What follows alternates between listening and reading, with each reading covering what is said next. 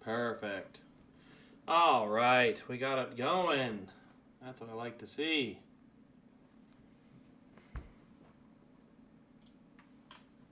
All right, so I got a laptop up today because I don't have all my stuff organized. I got a messy desk. I got all sorts of stuff going on.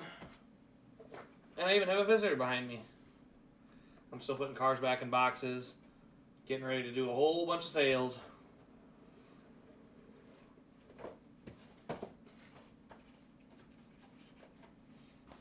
Wait, we want to go live chat too. Live chat. Okay, that's there. I think we're in good shape.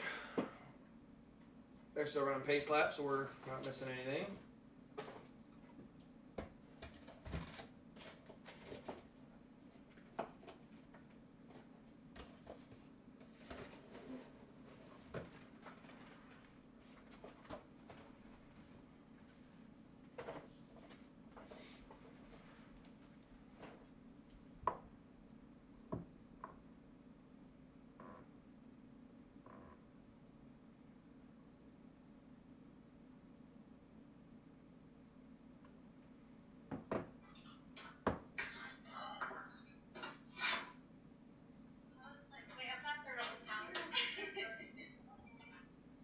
That's that. Just checking a camera here. Getting ready to go green. Let's go. Let's go. Kyle Larson took the outside. Byron took the inside. I imagine there's a friendly teammate deal going on there. Heck, I'll let these two stay on display for now because I don't have time to go put them back. We're finally green though, and let's go, let's go, let's go, let's go. There we go. Yep, as I expected, Larson will get it at the line. Briscoe and Byron will continue the battle for second.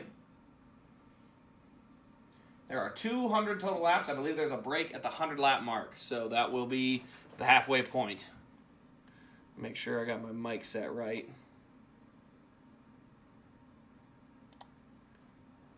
That's not what I needed.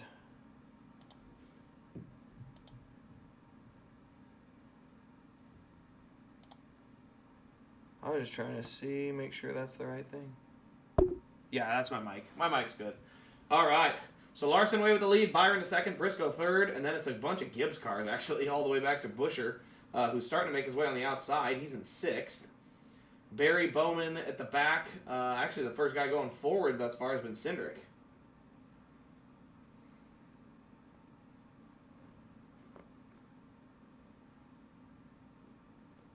Going backwards really early on is Chase Elliott. He's all the way back to 15th.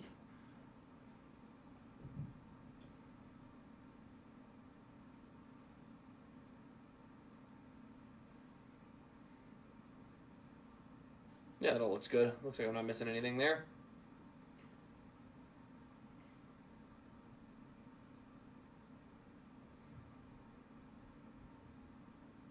Who do you think is going to be the first crash? That's a good question. I feel like Zilich is primed for it just because of where he's at, but he also might just be a learning experience, so he may stay his way out of the way. So if it's not Zilich, I'm going to pick Suarez or Logano Chastain, because Logano and Chastain are right next to each other. Like, the chances of them getting together are pretty high. Pretty dang high. Oh, my camera's too high. Yeah, that camera needs to come down. I think I'll...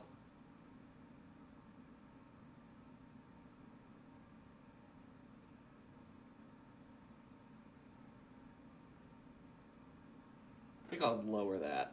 Yeah, I think I'm going to lower that camera real quick.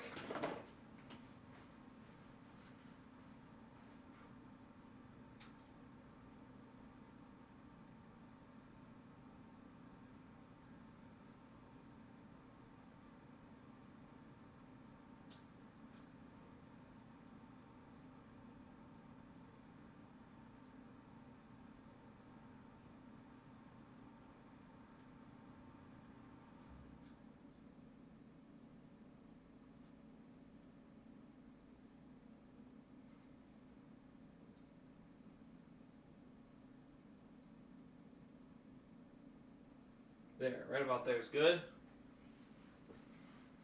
I got a little ways to go yet, but we're close. Final lap racing. Hey! I was going to say, you changed your name again. I can't ever recognize you when you show up, Clyde. Man, how's it been? Other than the Eagles losing in the playoffs to the... who'd they get beat by? The Niners. That's what it was. I'm not an Eagles fan, but that being said, I am not at all excited for this Super Bowl. It's like the most, I guess, Super Bowls so far. So, it is what it is.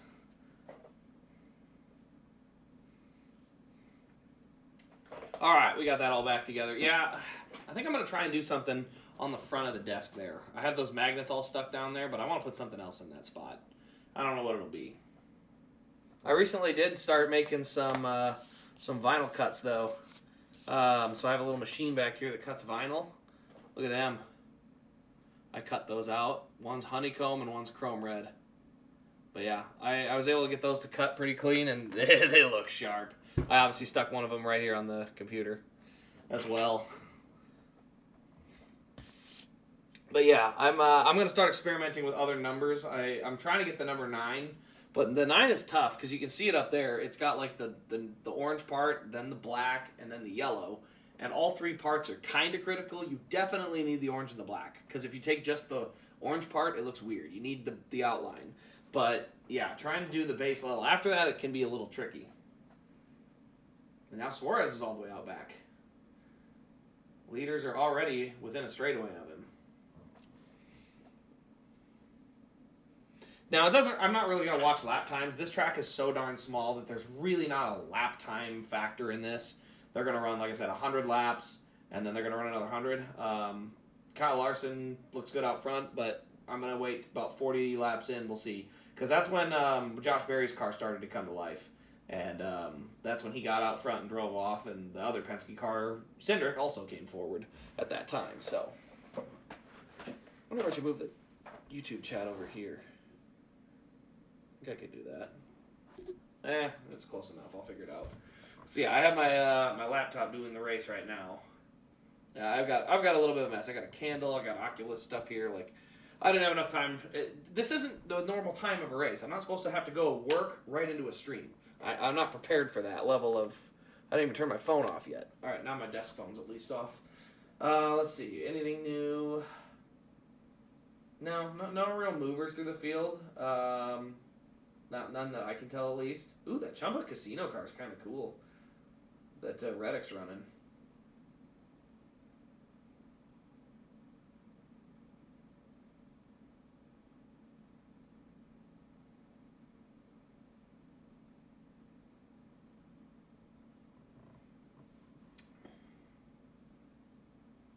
Would you ever date one of your fans? No, that would be a bad idea. You don't do that. That's how you get yourself in trouble, sir. Chase Briscoe in Cup, Gio in the trucks, and don't have a favorite in Xfinity. You mean O'Reilly's? It's the O'Reilly series now. Eric or Chase B. I think Corey Day is going to be mine in Xfinity for this year. I think he's got a good chunk of the season in the 17 car for Hendrick. I don't know. It is tough. That's O'Reilly. That series has trouble because anytime a guy's a star, he immediately leaves. Oh, hi, kitty boy.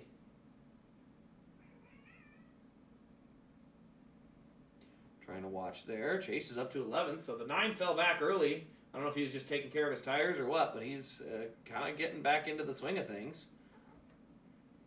Yeah, whatever O'Reilly says. Exactly. Exactly. I have got... Oh, my gosh. I wish I could show... Well, hi. How's that boy? Yeah, show them your pretty little face. Show them that pretty little face. Yeah. Good to sit nice and eat? I know. That one's not Moffitt. Remember, we lost Moffitt a couple years ago. This one's Marco. Hey, Marco. Nah, he wants to stay over there. He's keeping his distance. My cases are all empty. I'm going to do a stream at some point. I got to fill all these cases. One's going to be full of cane wins. The other one's going to be full of the ones I've seen in person.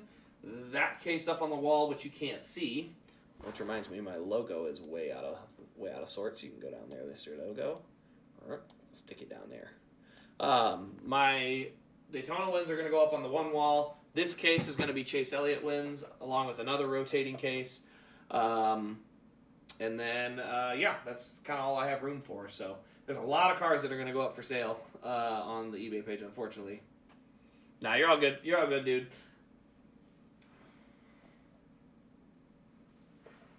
Marco was found in a Walmart parking lot right after the Bristol race in 2023.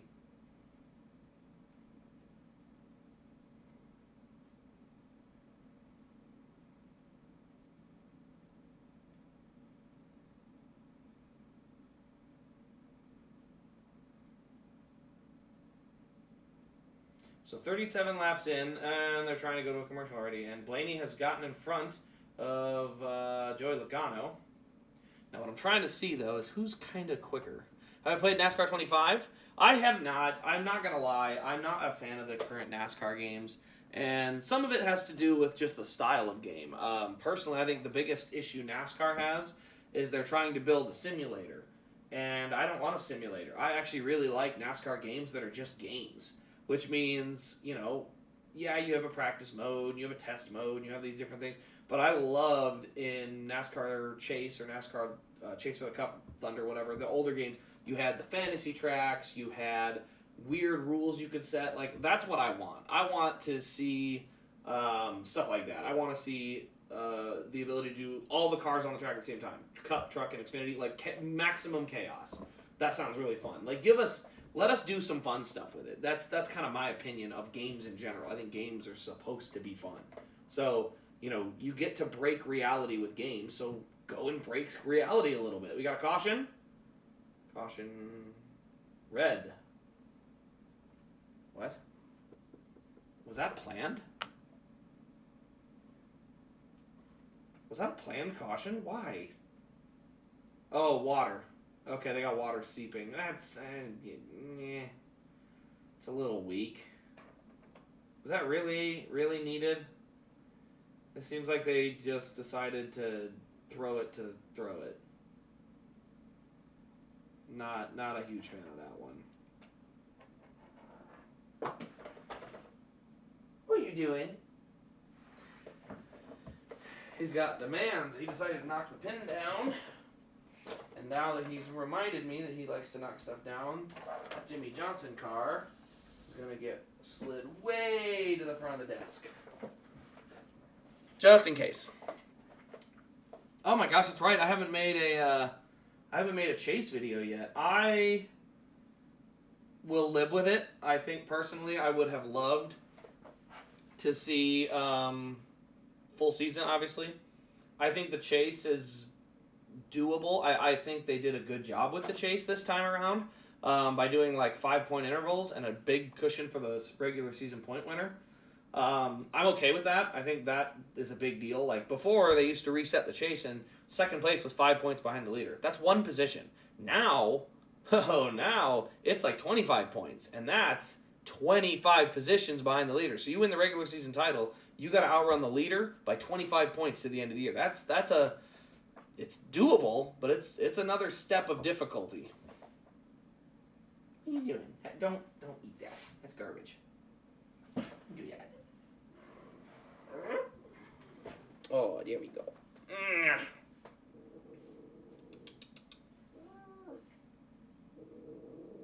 What is it?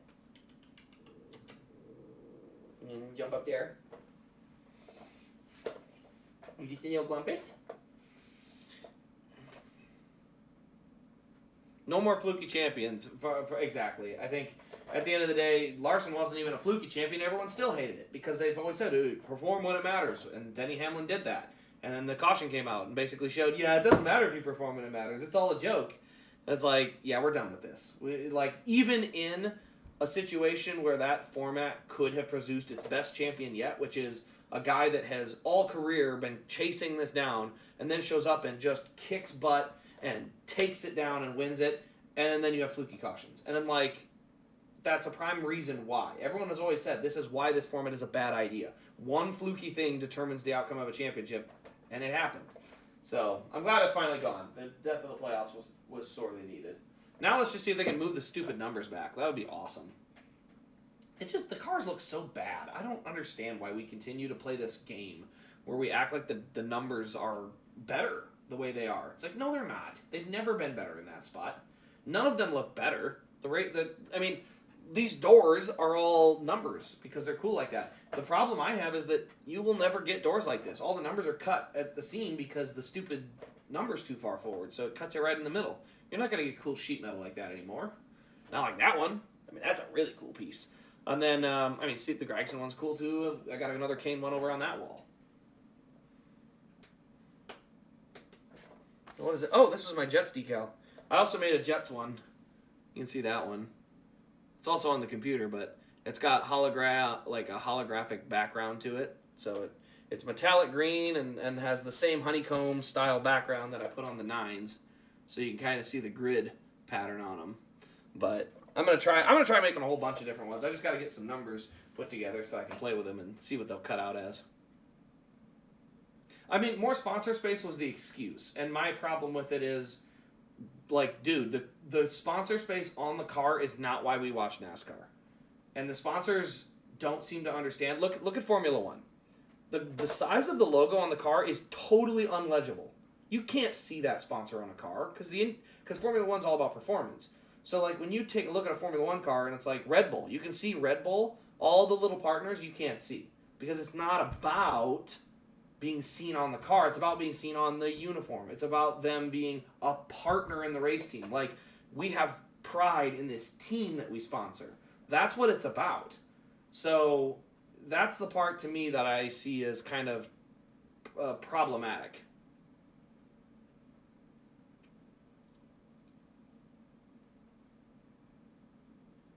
All right, they're lining up for another restart here. They're still under commercial, I think. But luckily, I have the international feed, so I still see everything. I have a lot of cars here to get ready to show off, though, too. I think one package just got dropped off. I have to see if that's what that was. If that was I have a couple cars coming. It's Larson's Kansas win is finally here, and Elliott's Atlanta win's almost here. So there's a couple really good ones coming still.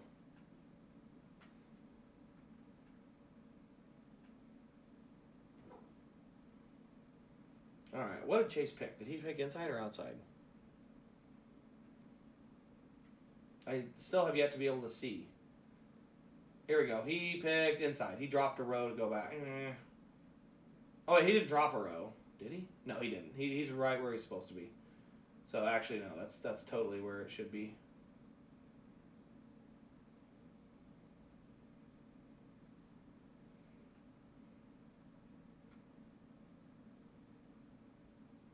So 42 laps down, still a long ways to go.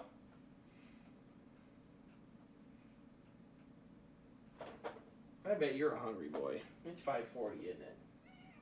Yeah, that's fair. That's fair. When we get to the 100-lap break, I'm going to go get these boys their food. They're supposed to get fed at 5, and I was waiting to see if someone was coming in the door because I didn't want to have them get startled while they're trying to eat, but they're clearly kind of needy. Yeah. I got that booty. I got that kitty booty. Oh, you're such a glumpus.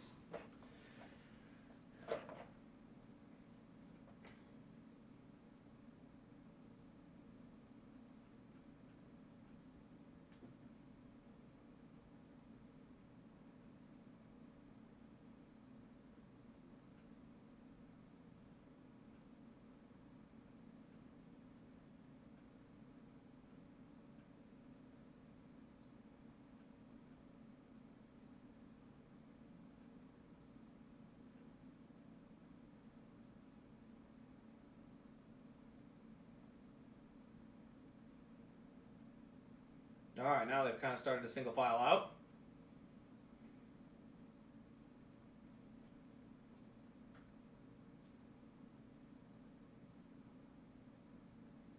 Ooh, Briscoe going to take the battle to Byron. That's for second.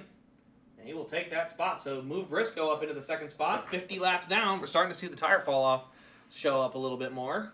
Trying to see who's going to start moving forward now. Looks like Blaney's starting to come to the front.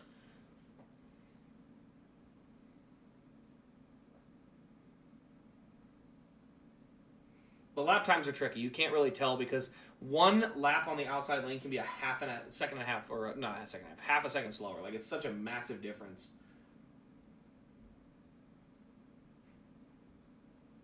Hey, why are you chewing on the Kleenexes?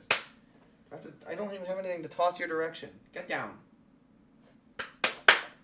I'm gonna clap at you.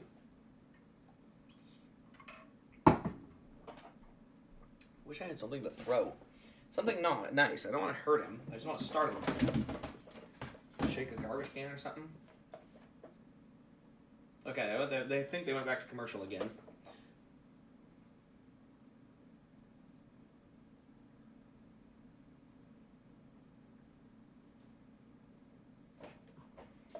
Alright, watching. Someone said there goes Bubba, but I think my stream is slightly delayed, so...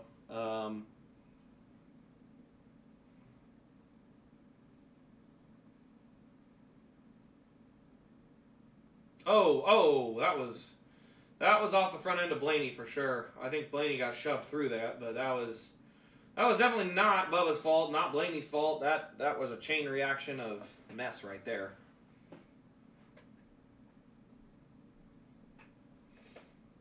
All right. Which cars should I put in these cases? I've got 3 choices. I'm going to go, one of them's going to be Casey Kane cars. Another one's going to be all my Cup Series in-person cars. And then I got another batch that I'm not sure what I'm going to put in them yet. Am I going to put a kitty cat in them? All right, let's see here. So Bubba tries to squeeze in, gets hit by Blaney and Chastain at the same time. Chastain kind of went through the back of Blaney. So just another one of those classic stack-ups. I mean, Chase got to the inside, got by. That was no contact. And then, yeah, Logano into Chastain, into Blaney, into Bubba. Just a... why are we at Bowman Gray? Why did we go to Bowman Gray again? Like, I don't understand why we're there. Like, why are we going to Bowman Gray? Like, no offense to Bowman Gray, it's a really cool facility. I'd love to see things like Legends cars and other smaller cars that actually can race around a track of this size. These cars are just straight up too big for it. Like, I didn't think the racing at the Coliseum was good either. I thought the racing quality was just kind of, dumpster fire.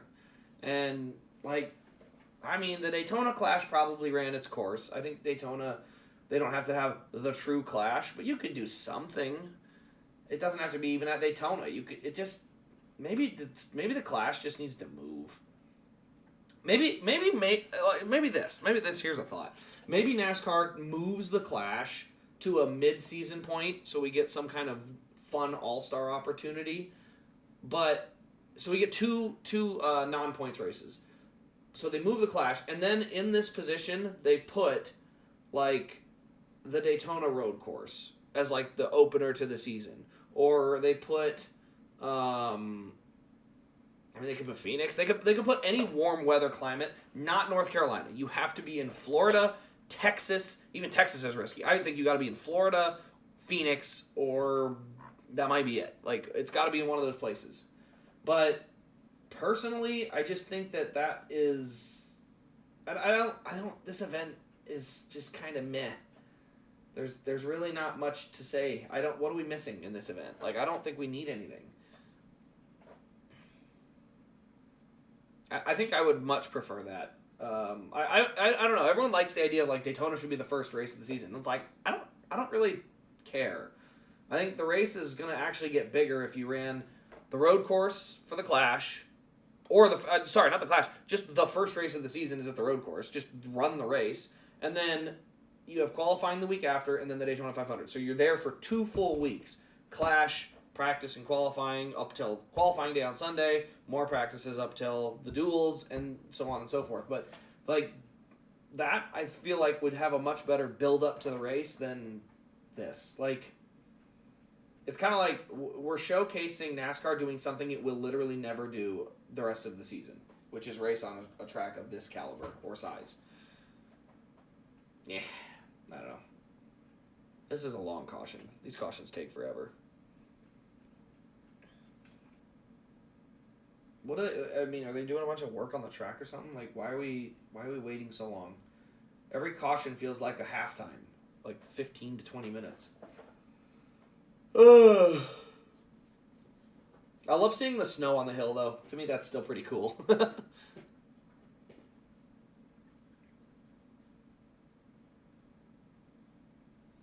53 laps in. It is red flagged. Is the red flag, though? Are they stopping them for weepers again? Oh, no way, man.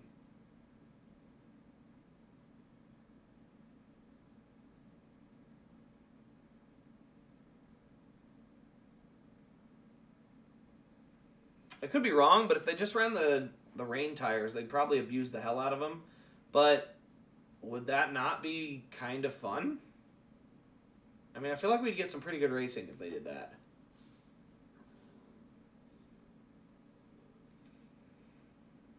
Ooh, Larson goes bottom. Chase is going to go high. I like it.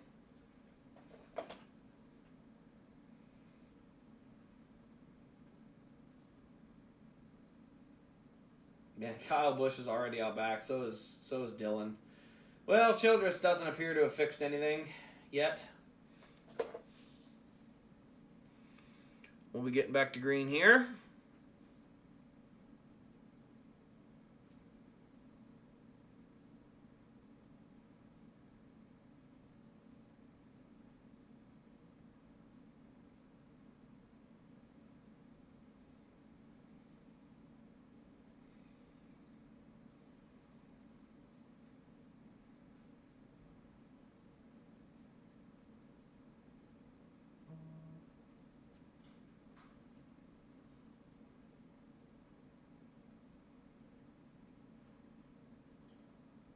All right, we're going back to green. Here we go. We're going back to green now.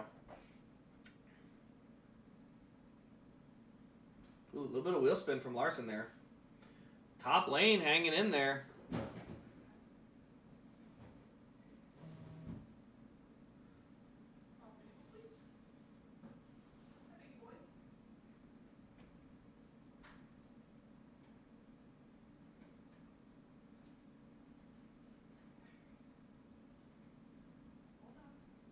I don't like it. I saw Elliott 3 wide. Okay, they're back to 2 wide. That's doable. He got shucked 3 wide because Hocevar shoved the 45 so deep in the corner that it sent him all the way up the hill into him. 77, Hocevar doing Hocevar things. Yay. All right, looks like the inside is starting to get warmed up. All right, keeping an eye on that battle for the lead. Still rolling.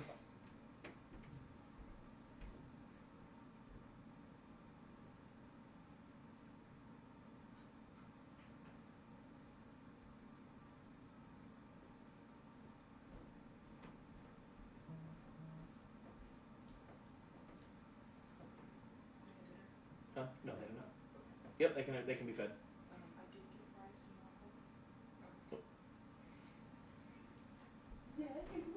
All right, so back to the race at hand. But oh, Byron actually is trying to hang on to that spot. I thought he was going to give it up pretty quick, but he's still fighting.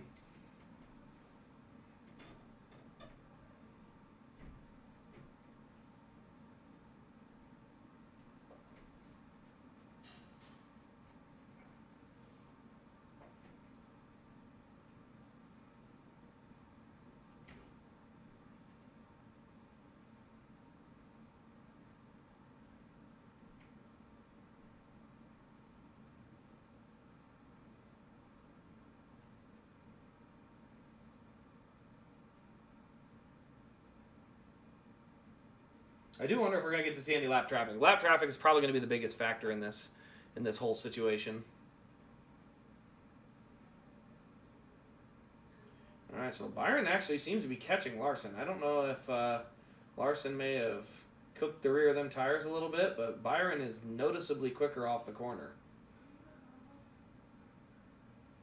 Remember, 750 horsepower now. There's more horsepower in these cars than there was last year, so limiting your wheel spin takes better care of those tires, and who knows what that actually does long term when you're looking at, trying to win the race. Like, those rear tires go away.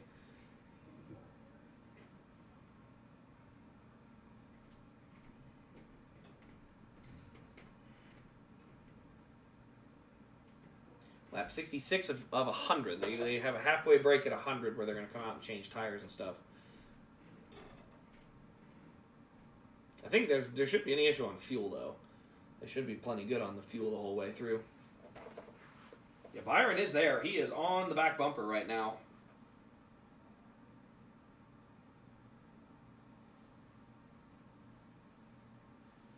William Byron's going to go for the lead of this race. I think he's going to get him. Oh, the number 60 Coca-Cola car looks really cool. So it's a Kroger car with a Coca-Cola secondary. I like it, though.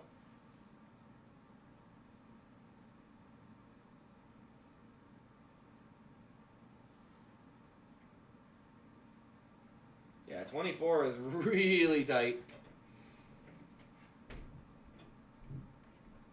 Little shot from the 24 to the 5. And they're nose to tail, so I don't think Larson can just pull over and give it to him. If anything, he's got to pull low and try to let him around the outside. That's the only way they're going to have a shot. No, I got my water. Appreciate it. Thank you. Ooh, little contact there. Byron is going to get to the inside.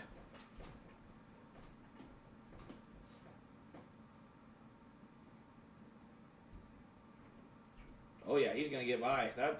He made that pretty effortless. Now the question is Larson going to be able to? No, Briscoe sailed it in there good enough. He's not going to have enough room to get down. That's not going to be good. He's going to need to have room so that he can get down. Otherwise, he's going to have some trouble. All right. Got a burger from Five Guys. This is going to be a good night. This is going to be a really good night.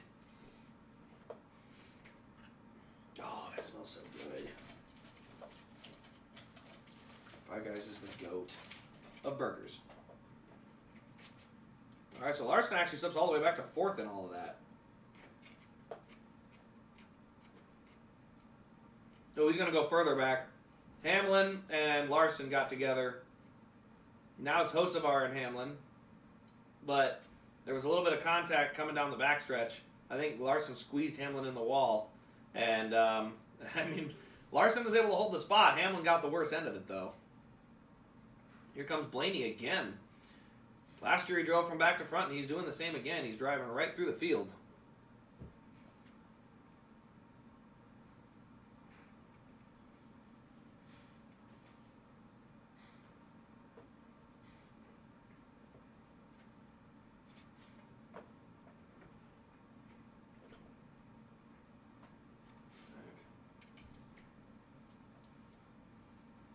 Oh, we got another caution. Oh, it's for Cindric. Alright, I need to flip this over quick. Because I think they may have mistakenly put under, oh yeah, they put a ton of mushrooms on this. I cannot have mushrooms. Wow, they absolutely loaded this. This thing is like pure mushroom.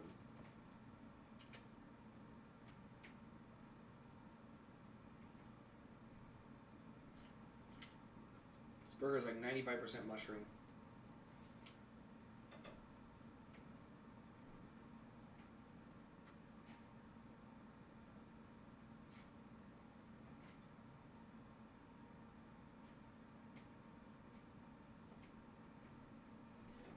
Alright, there we go. I got all the mushrooms off. Well, nope, almost there. Good lord. There's more mushroom than burger on there. If there was.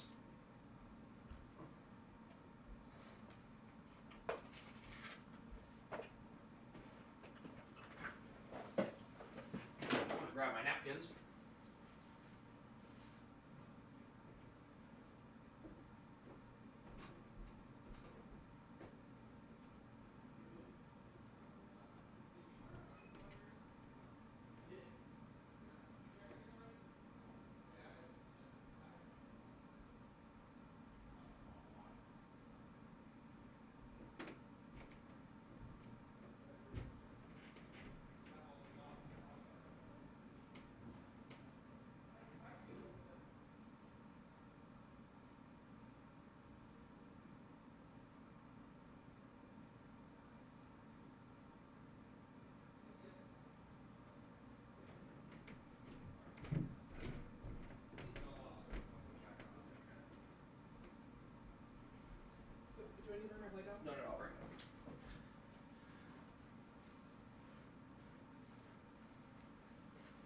All right, back to the shoes they're going to go here.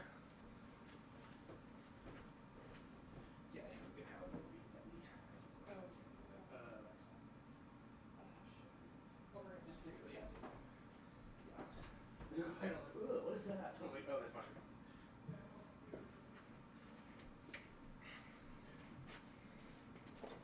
All right, Hocevar already up to 5th. A little contact to get there, though. Did not necessarily get there without any contact.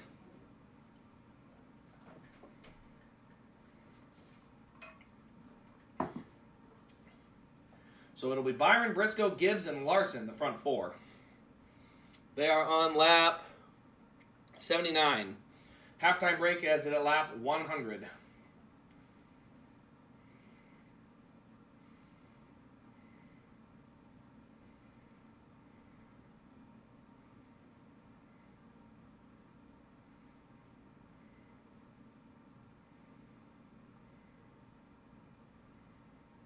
All right, Byron is clear away with the lead. Ooh, sliding in behind that's going to be Briscoe. Hocevar getting his hands dirty. He's on the inside of Larson.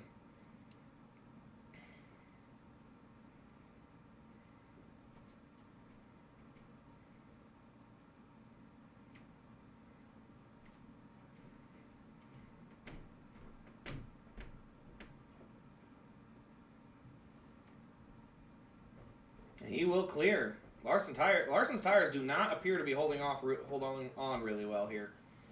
Has he been fed? Yes. Okay. He's still quite hyper. He gets hyper after food. I didn't mush it up, so he ate Alright. chunks. He vomits on him. Yep. All right, Larson's going to go to the outside. Hamlin's going to go to the inside. He does get by Larson this time, so Larson is slipping back badly. The rear tires appear to be very, very gone on that machine. Ooh, he's off the wall a couple times there. Now here comes Bell to the inside.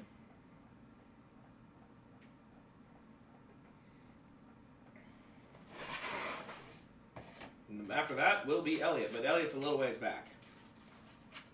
Oh, gosh. Oh, gosh. Man, these Five Guys burgers are huge.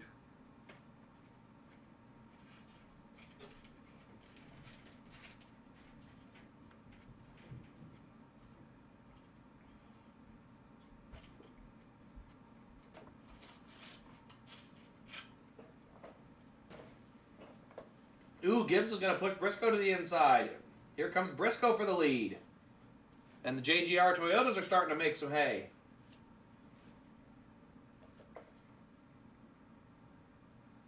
All the Joe Gibbs cars are in the top 7, so they do seem to have really good speed. But while they're fighting, here comes the 77. Carson Hocevar, he's not going away.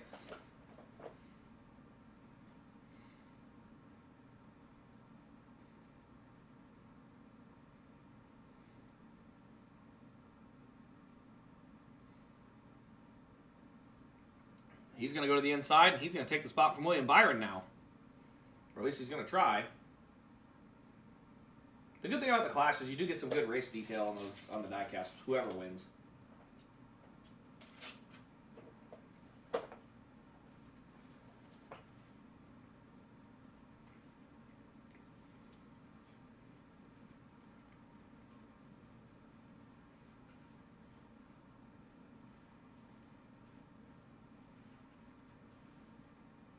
He's still working on the inside.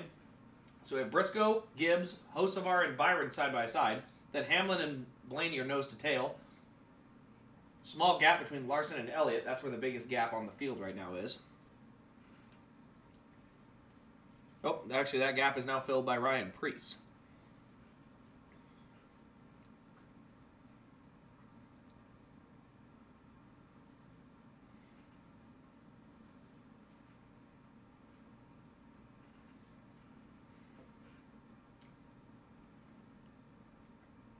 Ooh, little contact there. Byron might have a shot to get back around him on the outside. He's really pinching him down. Yeah, I think he's going to be able to get back down. Needs about one more set of good corners. I mean, he is making Hocevar run almost into the grass. Risky, though, because all it takes is one corner, and he could get stuck and get hit and then get knocked up the track.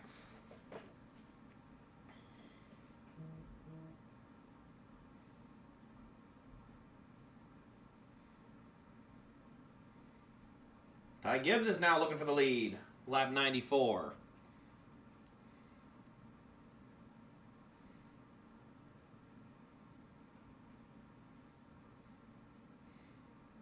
Meanwhile, fastest guy on the track is Ryan Blaney. He ran from back to the front last year, and he's looking to do it again, except this time he didn't have to start so far back. Ooh, Gibbs with a shot to the back of the 19. He will move to the inside.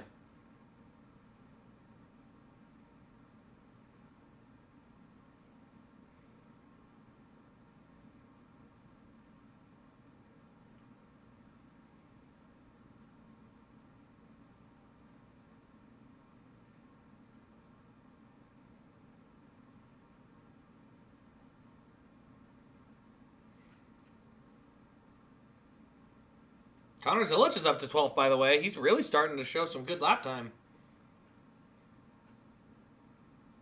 All right, I believe we have hit the yellow flag for the stage break, whatever, halftime, whatever you want to call the mess that they've created of NASCAR. So they've hit the halftime. Halftime, Ty Gibbs, Chase Briscoe, William Byron, Ryan Blaney, top four. Hosts of our Bell, Hamlin, Logano in the next four. And then the final four to round out the top 12, Priest, Larson, Elliott, Zilich. Anyone behind that? 13th is Barry, 14th Chastain, 15th Gisbergen, 16th Buescher, 17 Bubba Wallace, 18 Daniel Suarez, 19 Tyler Reddick, and after that it cuts off. So I just know Bowman and Dillon are behind that, along with I think Kyle Busch is down there somewhere.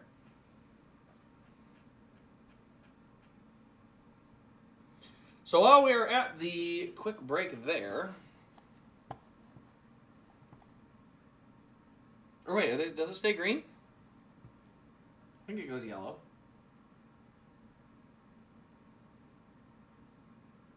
Nope, it does go yellow. That's what I thought. So yeah, yellow flag. That'll be for the stage break, or the halftime, though, whatever they're going to call it.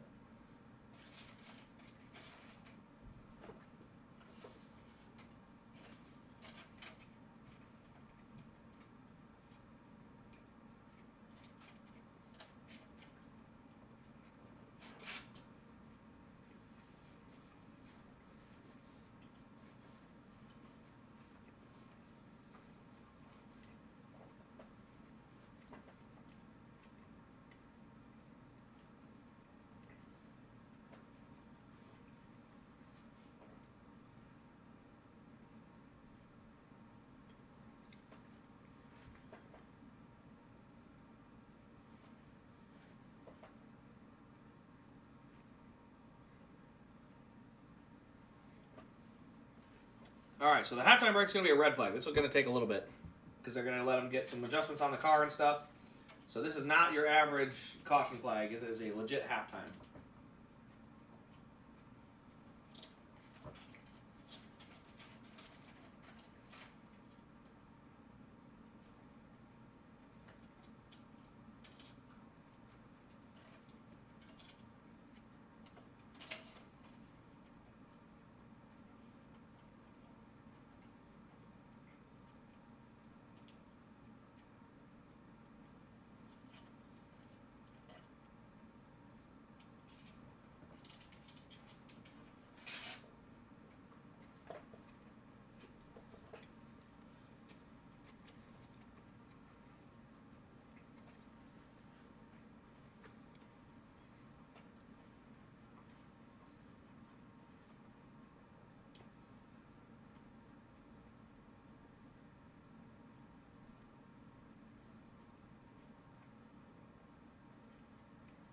I believe Austin Dillon is getting back on the lead lap.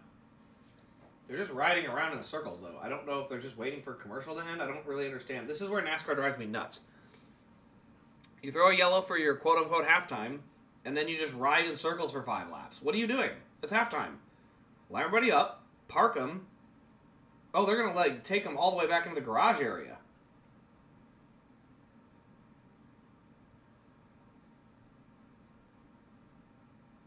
Okay.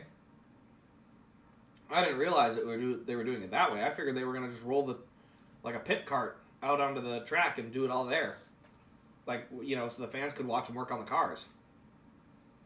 Huh. You're not gonna lie, I don't know if I like that. I feel like you could just literally have like a open red like they do in sprint cars. I don't know if you really need to take them off the track for that. It is what it is.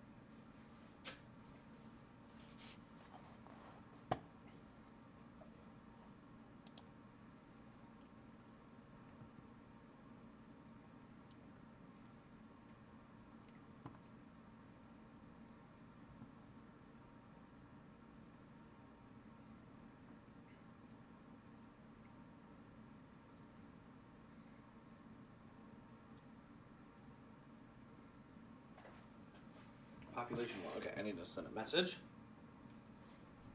Oh, where's my YouTube stream at? There it is. All right. Well, while we're in the halftime break, I should probably start getting the cars out, and I can start loading the case up. Because I'll be hanging out after the race as well. What am I looking for here? Messenger. There we go. Oh, what the heck?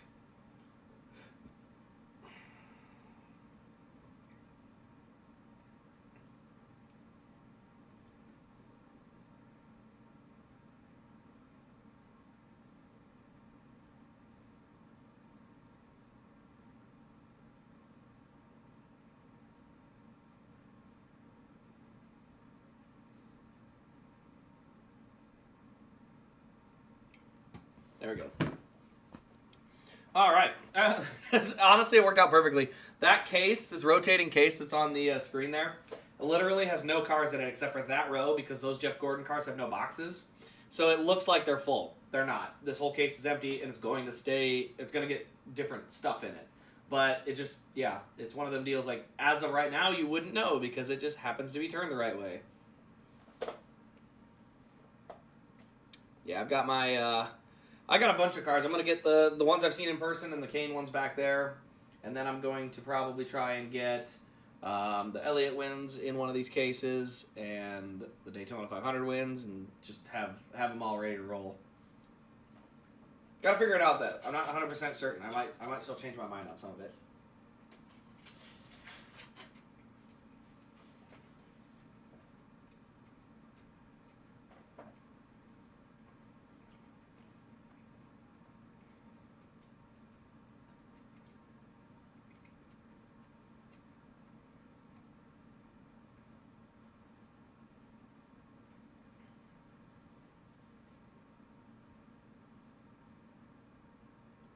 Oh, they're going to bring out a jet dryer.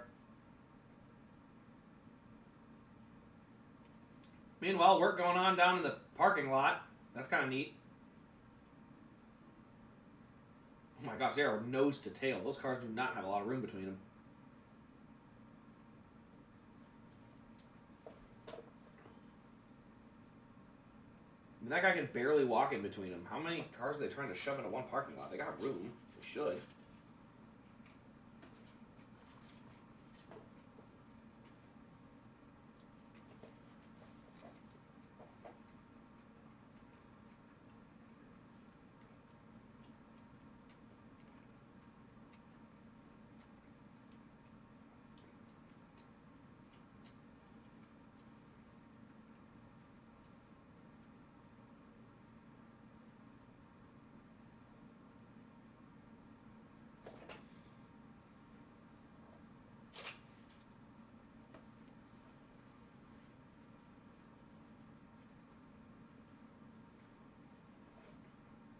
Oh, is it raining now?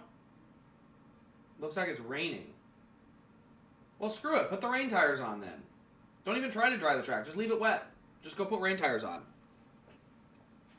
Don't even try to make it dry. It's raining. Don't even bother.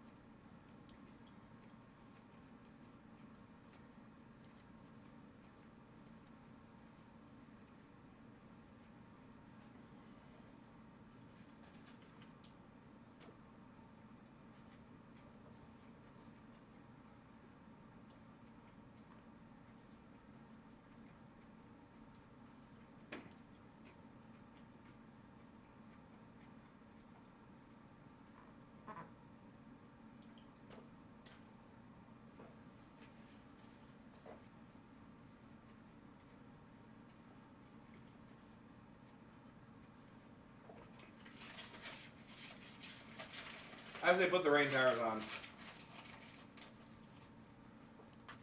If they can't make them last that long, they got to figure it out.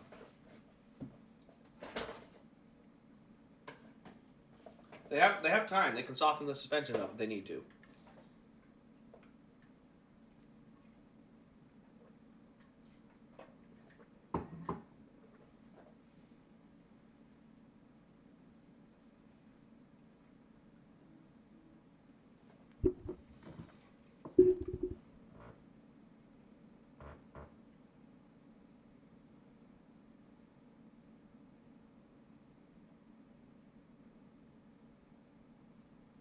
Okay, that is that. So they're still under commercial right now. We're not seeing anything change there. You know what? This is probably a good time to take these dishes up. I'm going to take the dishes up, rinse off my hands, and I'm going to start loading the case with cars because right now we're not seeing anything. It's boring.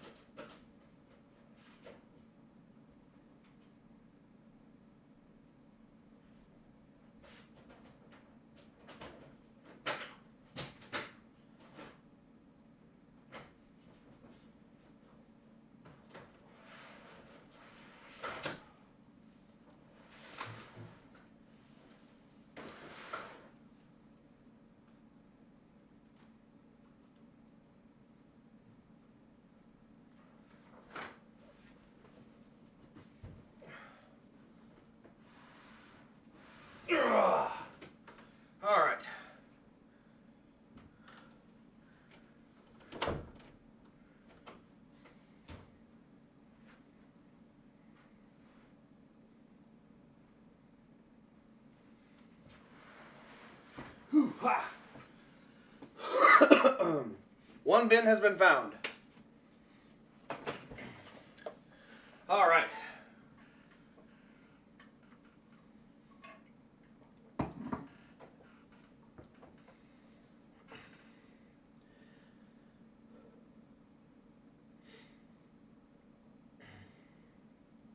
All right, nothing to see there. Are we finally ready to go green again? They're back on the track, so they should be getting ready to roll here soon.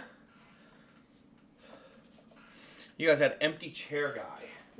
Empty chair guy.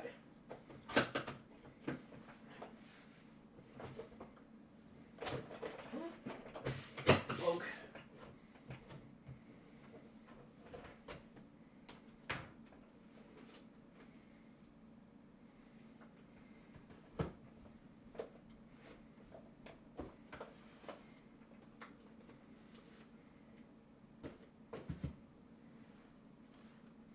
It's literally raining, isn't it?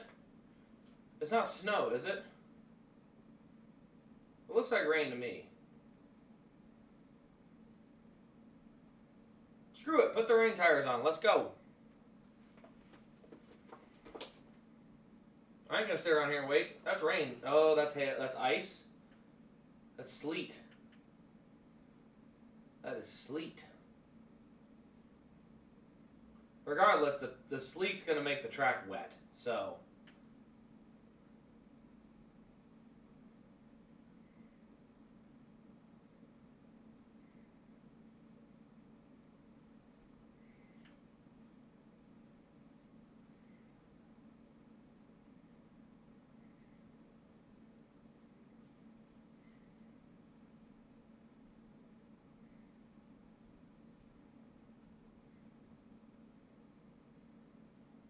Maybe let's not hold the Clash at the Coliseum next year.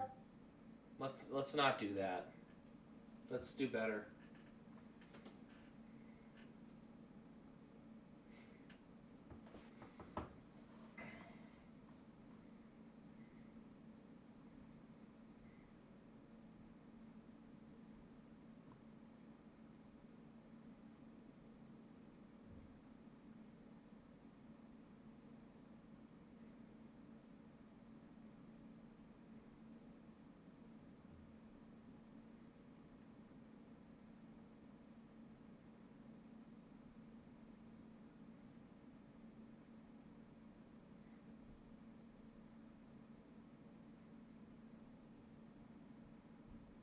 I think they're gonna put. I hope they're putting rain tires on. I hope they're not gonna call the race.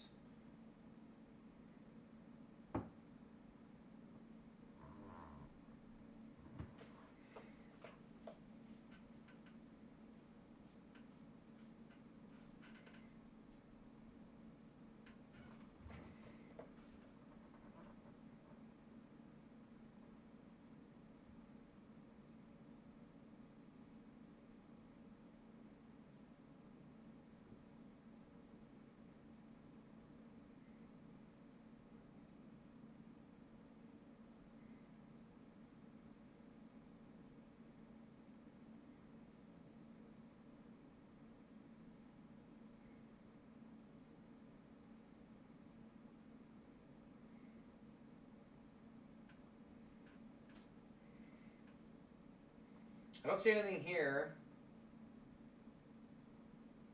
I'm trying to see. Oh, what is this?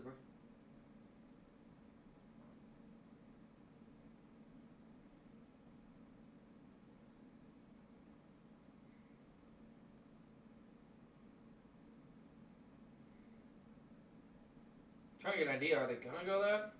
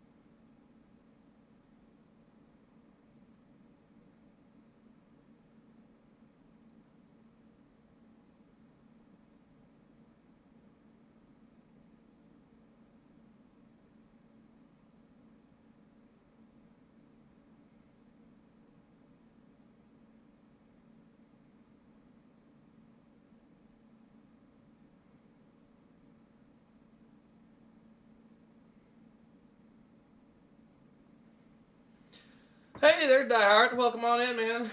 How we doing? Well, it was great. Now we don't have a race on. It's I don't get what they're doing. Why are they have rain tires? Put them on and go run. Like, I don't know what we're waiting for.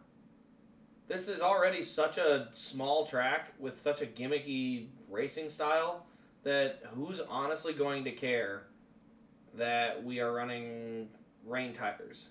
Like, we're already gimmicked out. Like, I don't really think this shouldn't even be a question. This should be like rain tires going on now, and let's go run this thing.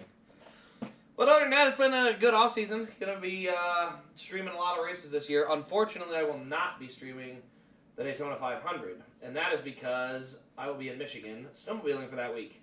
Wasn't planning on it, but I am.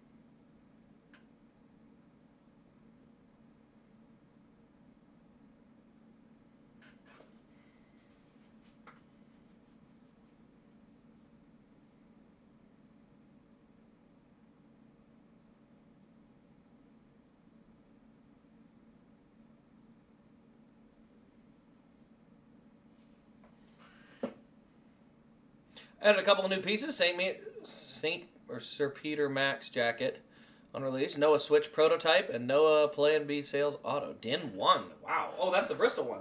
I think I just saw tires going on. I think they're gonna go wet weather. Let's go. Wet weather race. Maximum carnage. I have a lot of these cars to dig out.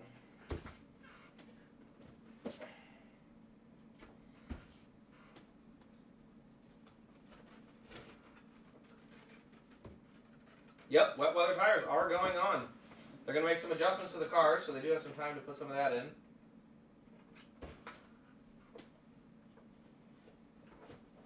So these will be all of my Casey Kane wins that I'm going to be putting in. And I'm just going to keep stacking them, and stacking them, and stacking them.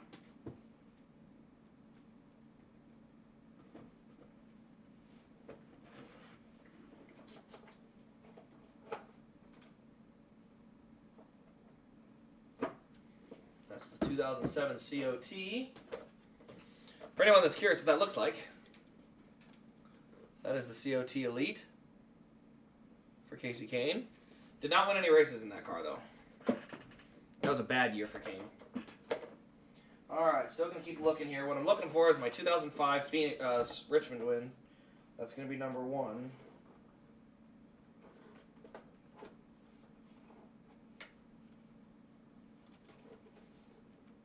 Okay, that's the clean 2005.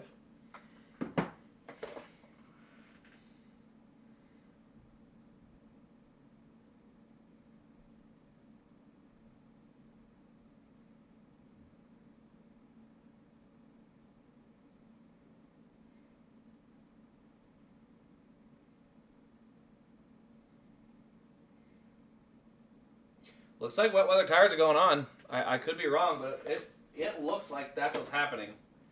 Alright, which car is this? Need to figure out if this is... Oh, this is the Mopar win from Charlotte. So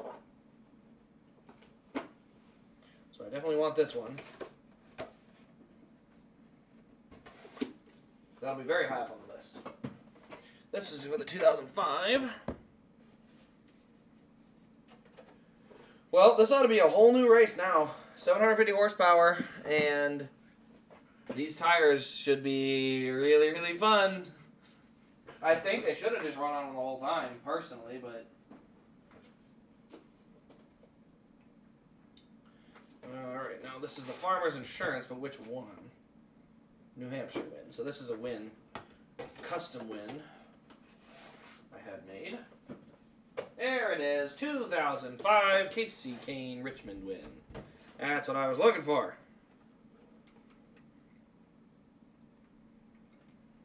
Come on out. Don't be shy.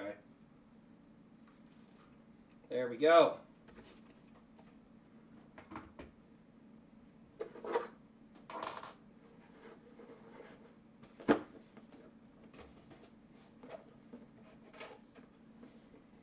All right, they're putting. Yeah, I see wet weather going on. I don't know if they're giving them a choice either. They might just be saying you have to put them on.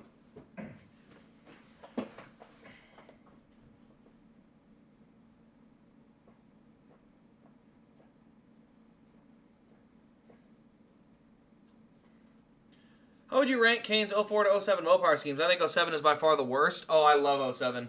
I think the worst part of 07 was them putting a black valence on it. I think that thing would have looked so good with a white valence. I think it was just a missed opportunity.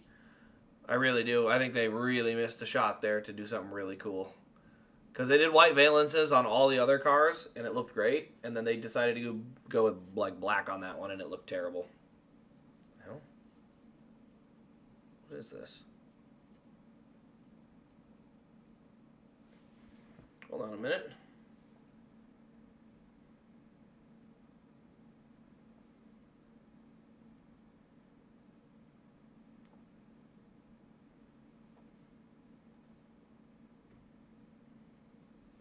No.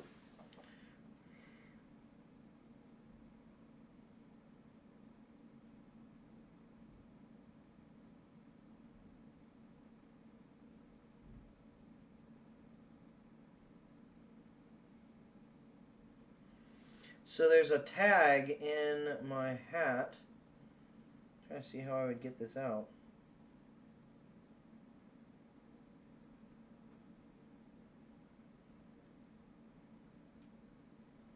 There we go. I can get it from this angle. There we go.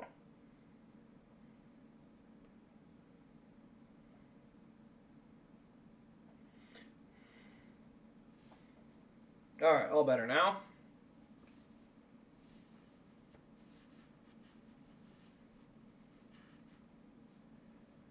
Oh, I loved how it was white through the middle. I thought that was one of my favorite parts of those 07 schemes. I'll even pull a picture up here of what I've seen somebody make a version of it.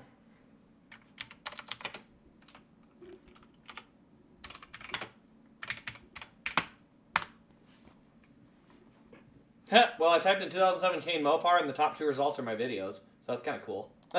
I'm Google searched. But yeah, so, naturally, like, this car... There we go. Let's see if I can... Can I drag this over? I'm kind of holding it there. I don't know if it'll let me do that. I might have to...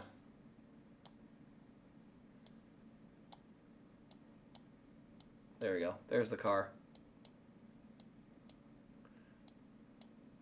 So, I think if the valence wasn't black, this thing would look a lot better. If this had been all white across the nose, I think this car would have actually looked pretty good. But unfortunately, they put that giant black valence on it, and it just did not look good, man. It looked bad. I personally thought it was good, though.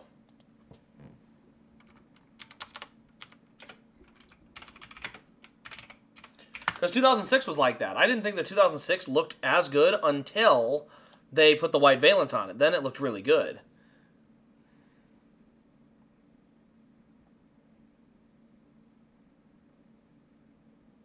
Because honestly, another one that looked really, really good was the 2005. Let me show you that one. Oh, there we go. There's 2005. I thought 2005 looked pretty sweet. It's hard to see it, but... Like, I always thought the 2005 looked pretty good. Pics that I can... I don't know if I can share a picture, can I?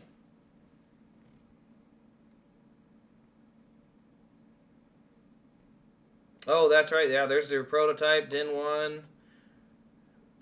Oh, I see. Okay. Multicolor. I did not... That's a pullover uniform. That's pretty cool, dude. You have some of the weirdest stuff that you're able to find. Stuff where I'm like, where on earth do you even find that? I don't have weird. I have a lot of normal... Well, decently normal. I think sheet metal is considered normal in the racing world. All right, they're still rolling around, so I'm thinking they're probably going to let it roll.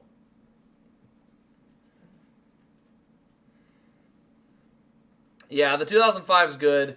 2004 was good. I mean, honestly, the Mopar Screams were all fire. I just think the 2007 to me was the perfect combination. I love that dark blue number on the roof. I thought that thing looked so sweet. But unfortunately, the other part of it, let me try this again. KHNE, Mopar. There we go. So when I go to images, like the 2006 one, if you take out the white valence, the car doesn't look near as good. Still looks really good though. Dark blue camo is a good combination for it. The only downside that they had on the 2005 one is that the blue, like, it was like darker on one than the other.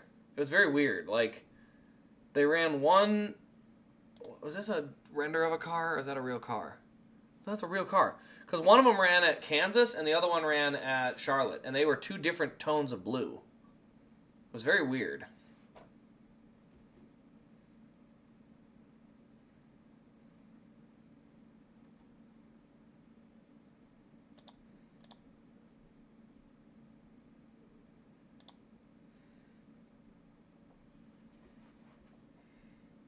Still running around under yellow. I'm not sure if they're going to go green or what they're waiting on. In my opinion, just drop it. Drop the flag and let's go.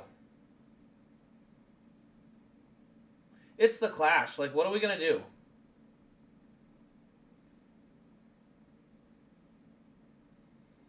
I would say, honestly, just give them a chance to run the line a couple times. Like, give them a chance to run a few laps at speed so they kind of get a feel for the track. Kind of like they do at a dirt track. Give them a chance to run a few laps like, okay, this is my grip level. And then they can go adjust to driving in it. But, like, these are race car drivers. Let's go race. We don't need to sit around.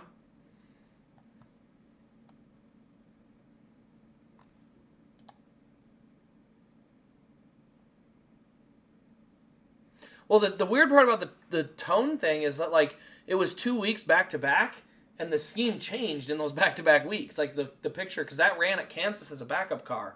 And that's why it looks so different. Chase's 2018 Mountain Dew car and 2020 for car from Mountain Dew are completely different. Oh, yeah. By 2020, they were running gloss green rather than metallic green because they were wrapping cars. Remember, Chase Elliott's cars used to be painted. Then after 2020 started, then they started wrapping cars. And that's why even the Napa Blue went from like a metallic blue to just like a basic wrapped gloss blue. And so that was the biggest difference, is that they went to wrapping cars at that time, and that's when they unfortunately lost the metallic blue color. Come on, what are we waiting on?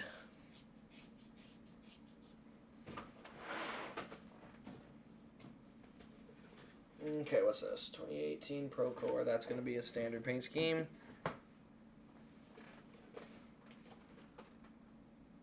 That's going to be a standard paint scheme. Pocono win. That is a regular scheme.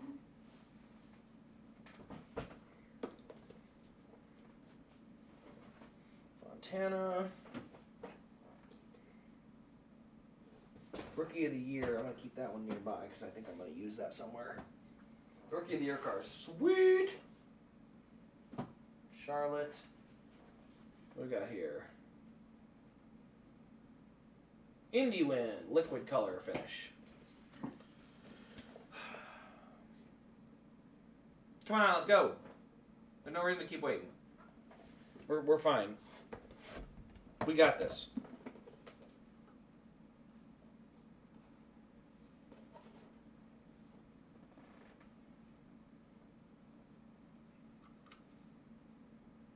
Yeah, that's the clean version of the 06 car.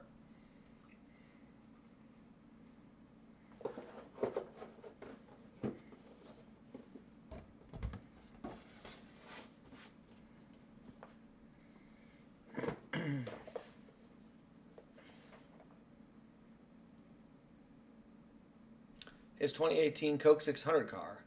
Who? Chase? I'm almost certain I did that one. It's called Napa Salutes.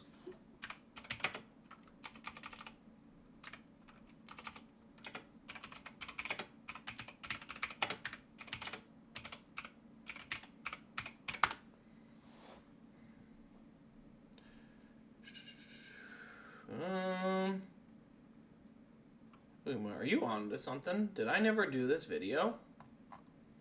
No. Let's go to videos. I'm searching it right now.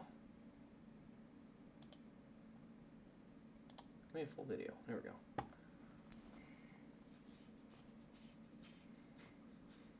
I know. I definitely have that car.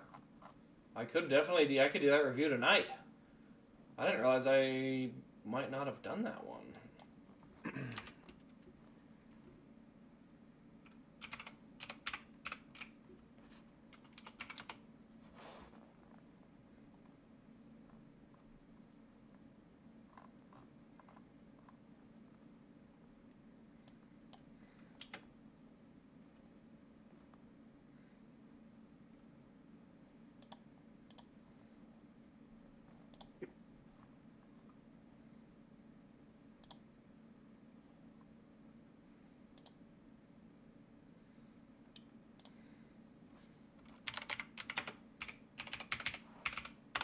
All right, 2018 Elliott. I'm going to search all the 2018 Elliots and see.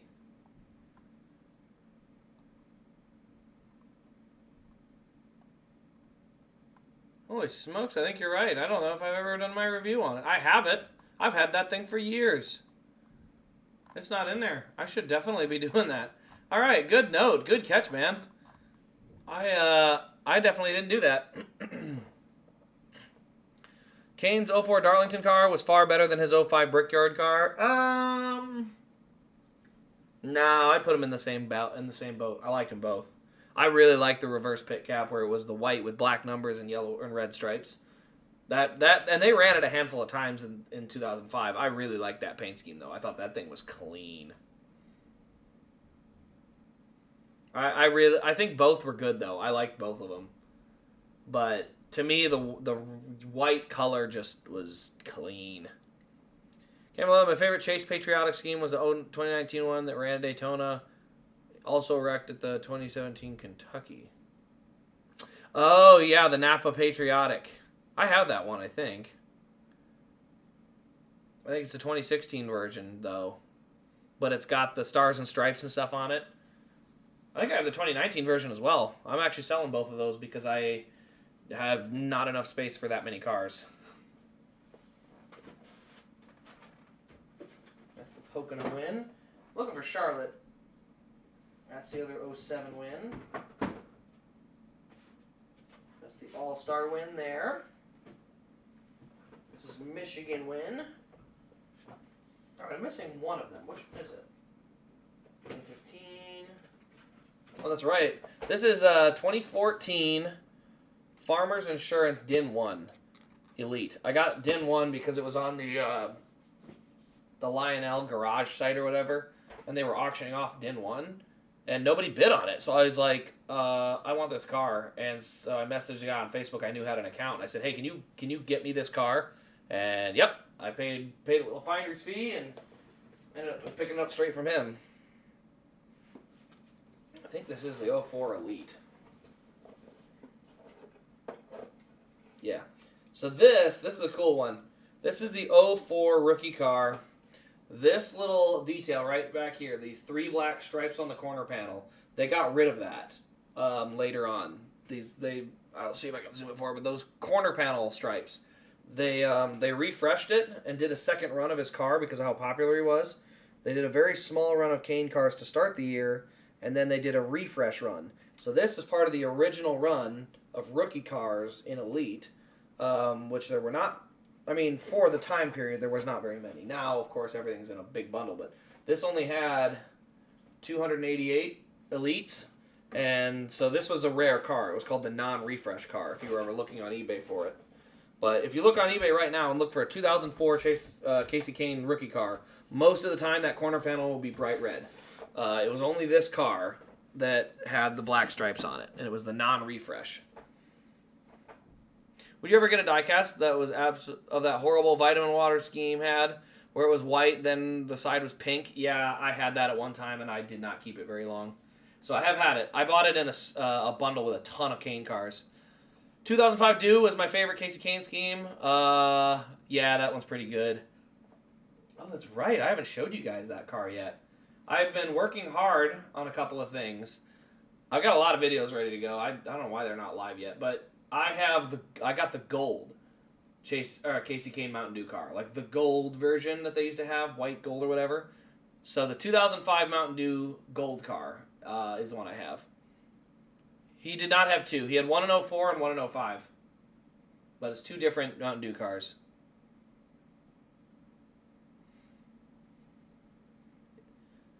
All right, let's see if I can get that last box out of here somewhere.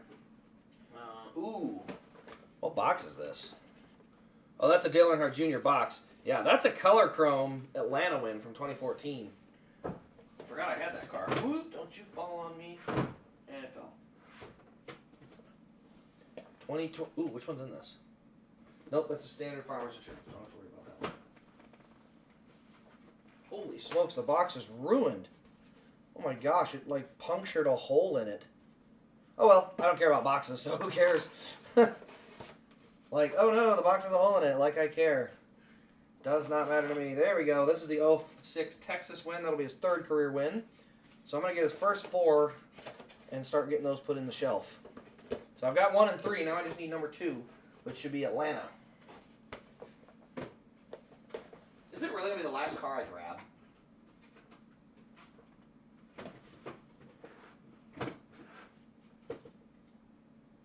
Yep, it is. The very last car I grabbed was the 2006 Atlanta car. Second to last was the 2012 Coke 600 car. Awesome car, by the way. All right, there we are. There's the pin. There's the car. Bingo. All right, just like that, we now have all of Kane's wins. I was always wanting to do these in Elite, and then after I got these done in ARC, I was like, it's good enough. I've got enough Kane cars. I don't need to go get more.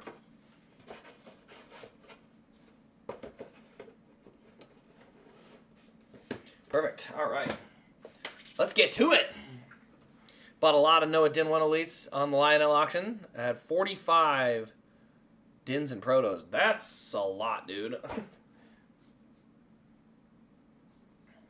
I don't have any nice Noah cars, I don't think. None of them that are door related.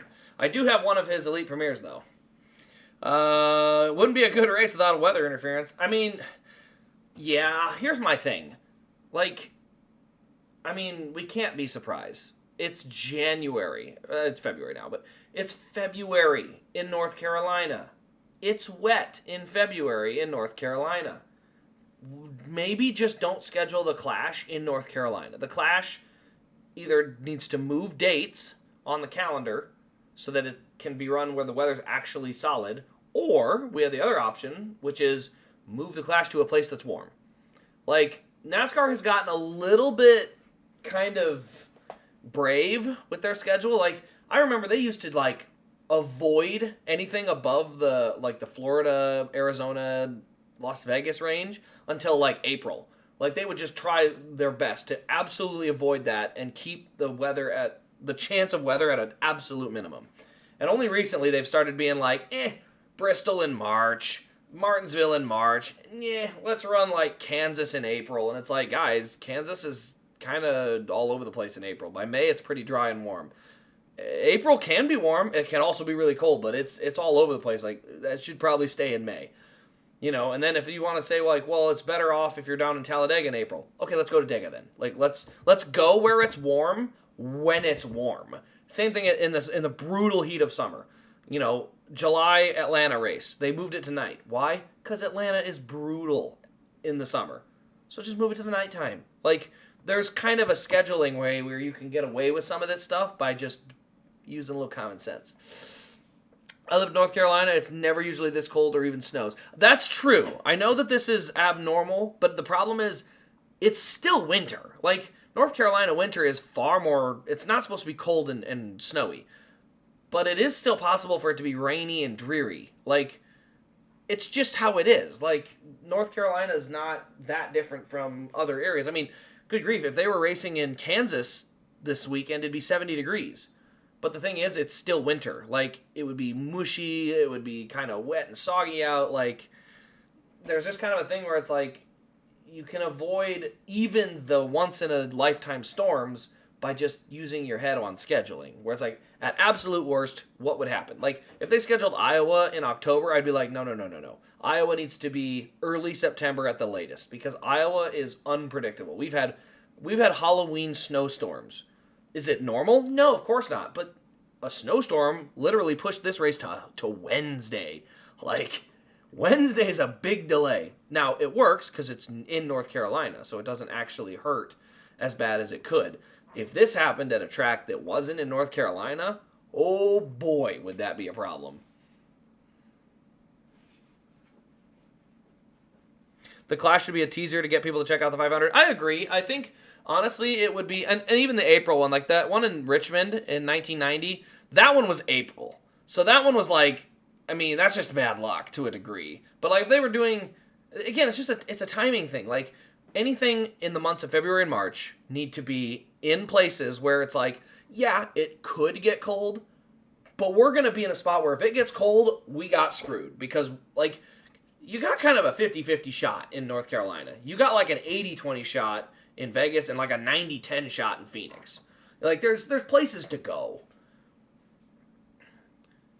Oh yeah, North Carolina, I'm not shocked. I'm honestly surprised because like watching people in Tennessee drive through this mess, like I've driven through Tennessee when it's dry and I'm like, how do you people survive the roadway? And I'm not saying like Tennesseans drive fast or kind of wild or reckless. No, I'm talking like stupid. Like if you're from Tennessee, I hope you understand your state is one of the dumbest driving states I have ever been through. And I'm not talking like the signage is bad, the roadways are bad. No, I have seen some of the worst driving habits off of Tennessee drivers in Tennessee. It's some of, like, driving to Bristol every year, we take a different route than we used to. And the reason we take the different route is literally because every other time we went the interstate route, we'd be backed up for 4 hours because of multiple accidents. Not one accident, multiple. It was like, I looked and it was like, do they have like an accident a day? And then the statistics showed, yeah. They crash like once a day. And it was like, yeah, that's not normal, guys. I looked up the stats. Memphis and Knoxville are two of the highest rated crashing cities in the entire nation.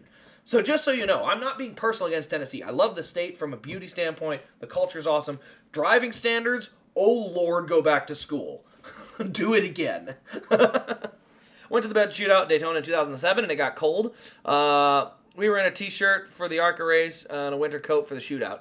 I mean, cold in Florida is not cold. Like, yes, 45, 50 degrees, that's chilly. Don't get me wrong. That's chilly. But was it 2 weeks ago? Yes, 2 weeks ago on Friday. I woke up in the morning. We had to drive home from a snowmobile trip. It was negative 32 degrees when we got in the car. Like, 40 and negative 32 are 70-something degrees apart.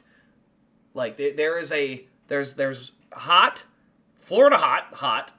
Then there's, like, Florida cold, average cold, really cold, Midwest cold, and then Arctic cold. And there's, you know, like, I get what you're saying, because I actually bought a blanket at Daytona in 2023 because it was cold the one night. So, and again, cold was relative, though. Like, it wasn't unbearable. Like, I didn't need winter coats. The best way to put it, what I'm saying here is your version of a winter coat and my version of a winter coat are very different. Very different. Like, I have a winter coat that I can be in negative 25 degree weather and it doesn't get cold. You would not need that at Daytona. You would just need a good heavy, you know, a nice, I gotta say nice coat, but like, we call them mid-layers. A nice mid-layer would get the job done. There's been times it's been cooler in the Midwest than the Arctic. I mean, it literally was like 2 weeks ago. I think I saw it was negative 20 in Mason City, and it was like negative, or no, it wasn't even negative. It was like 5 degrees in the Arctic Circle. I was like, hey, North Pole, your weather's down here. Take it back. We don't want it.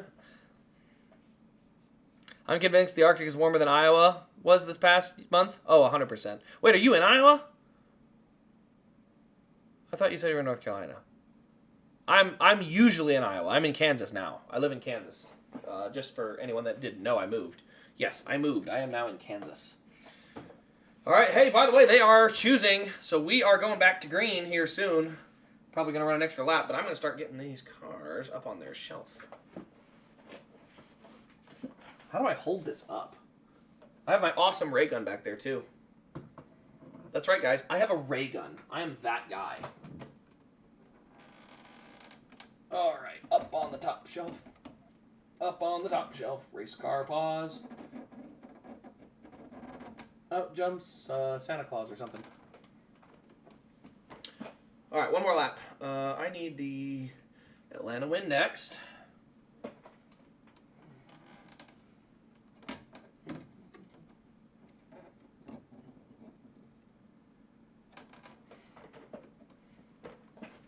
Oh, I'm kind of excited right now.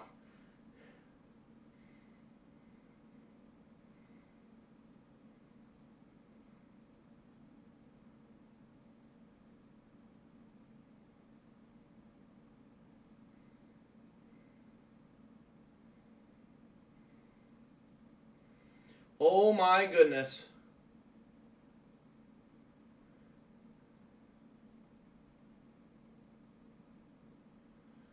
Oh, Denny Hamlin just tagged Kyle Larson. Oh boy. Hey, random shout out. Maybe we should try single file restarts. It's a little wet out there. Like, let's give these guys a little bit of a shot to get used to this before we just blow them off into the corner at double wide. Like, I don't mean to be that guy, but like, we all could have seen that coming. Oh, I think I heard it. There it goes. Come on. Put it in gear. Don't kill it.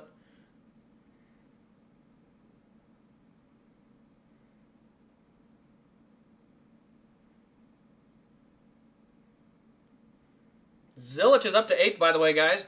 All the way to 8th. Are we sure they got marine tires? Yeah, dude. Now, because it's so low speed, that's part of the reason it's so chaotic right now. I think is he getting a lap back or are they giving it a spot back?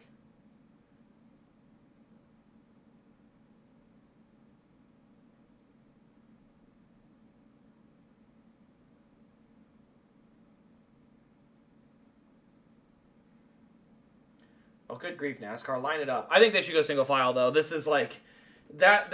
You can't have guys banging into each other that much in the water. Like, that's too much to ask for guys to be just sailing it in underneath each other. Like, give these guys a little bit of a chance to, like, get their stuff warmed up. I mean, they're going into this with no rain tire practice of any kind. The July race in Daytona before the lights was insanely... Exactly. No, that's 100% it. Like, Daytona in July was also a place. It's like, guys, why are we racing on the 4th of July? It is hotter than hell down there. You should be racing in... like Daytona in the fall or winter. Like, don't run it in the middle of the summer. Frankly, I don't mean to be rude, but for you southern states, like way southern states, which should be all of the Floridas, the Arizonas, all them, you shouldn't see a race between the months of like May and August. And I know that sucks that you wouldn't get to see a race for that whole time, but it's like your weather is too good outside of that we need it. Went to the Lionel store here in Nashville at the mall. The diecast prices were insane. Oh, dude, I'm selling a bunch of cars. Like, I can't in good faith sell them on a website. I can't put in business to it. it's too much. That's too much money, man. Like, I can't in good faith do that. There we go. There's Coke 600. Here's the other car. But I did go to that Lionel store. It's kind of nice that they have some of the stuff they have, but the other side of it is still just the issue of, like, the affordability is just not there. The cars are so darn expensive. This is number 4. Number 5 should be Michigan. I need the Michigan car, which is right here. And then I need the Charlotte car.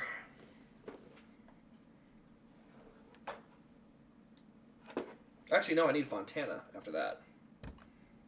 There's Michigan. That'd be 5. Now, was it Michigan then Charlotte? No, it was Charlotte then Michigan. All right, here's the choose. 2 high, 2 low. 3 high, 3 low. 4 high, 4 low. 5 high, 5 low. So, yeah, they're pretty much splitting right now. Also, shout out to 2 Trackhouse cars in the top 10, and neither of them is Ross Chastain. I'm telling you guys, when everyone said, oh, look, SVG's chances are away, SVG is still a threat. Now, he may not be as much of a threat in the chase part of it, but he is going to be a threat. No question.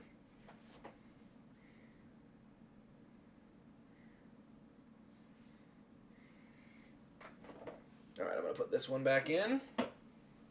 I'm going to put all the pins back in. I'm going to show you guys something, though, that I'm going to start offering on eBay. So there's 3.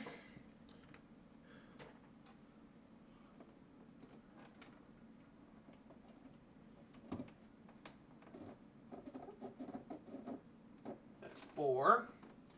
Then there should be 2 more. Should be a Fontana win and a Charlotte win.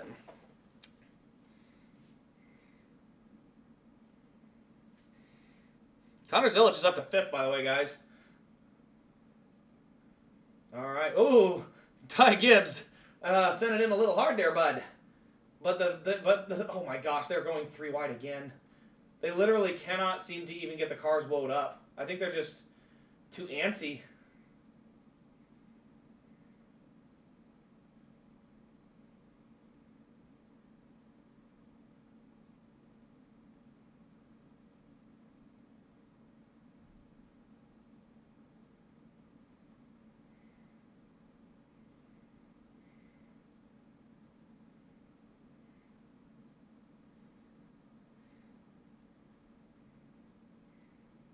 Bell is going backwards in a hurry. Chase Elliott is running the wall, so that's a thing. Dude, let's go. Rain races are awesome. This race just got 10 times better with the rain. I mean, this is a 3 wide track now. Ooh, we got a lot of contact. But they keep them straight. I mean, they're literally rim riding Bowman Gray. This is awesome. I'm sorry. They are rim riding at Bowman Gray. I'm so thrilled. This is great. This is awesome. Let's go.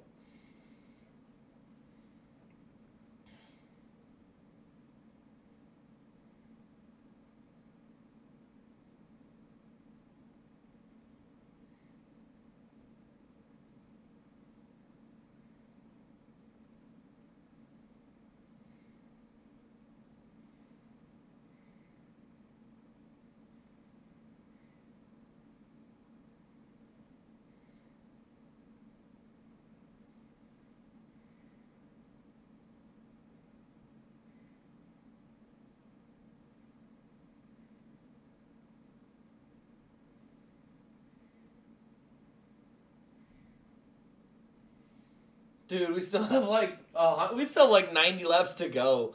Went to the Lionel store, Nashville, the mall. Just about 164th. Can't afford those 124s. I mean, yeah, it's kind of at that point though where it's like, yeah, that's why I'm downsizing so many cars out. Is like I am gonna collect bare minimum at this point. I still want to have some, but nobody can afford to have that many cars. It's just too much, way too many cars to count. So it's easier to just downsize it and do something different.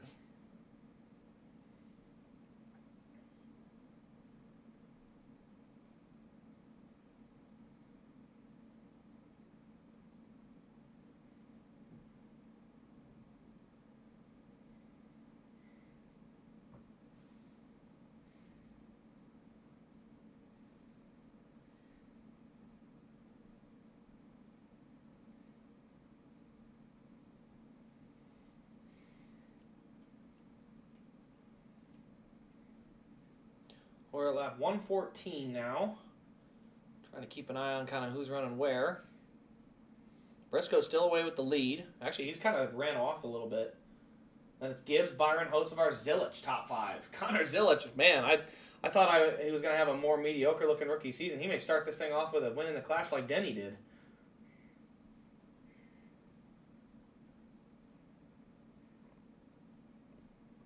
Whoa, big slide out of Austin Dillon. Trying to get him to hook up. You can just see the car wiggle. Dude, that's the best part about race cars, though. Watching cars wiggle and slip and slide is like the best. I love watching race cars like that. Out of control, trying their best to maintain any sort of control. Oh my gosh, I think Dillon just put Blaney in the wall. Oh my word.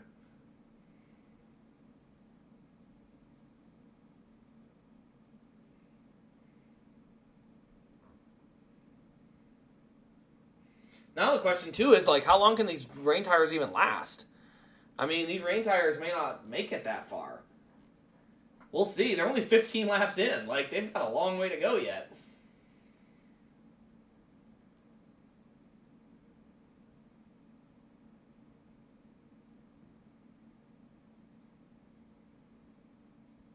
Oh yeah, I was looking back to see here. So that's what I mean. Iowa and South Dakota are pretty close weather-wise. Oh, for sure. South Dakota gets some of the more bitter cold out of the winter weather, but they're pretty similar. And then I saw something there. There it is. Convinced from North Carolina, live in Iowa. Okay, I just moved out of Iowa, so I was gonna say I know the Iowa weather rather well. It is a whole new climate when you get south of the Missouri border. It's wild how different it is. Even just getting to Des Moines, the difference between South Iowa and North Iowa is pretty extreme. It's like 12 degrees to 15 degrees a day until the midsummer hits. Oh, lap times are starting to speed up. I think this track's starting to dry out a little bit.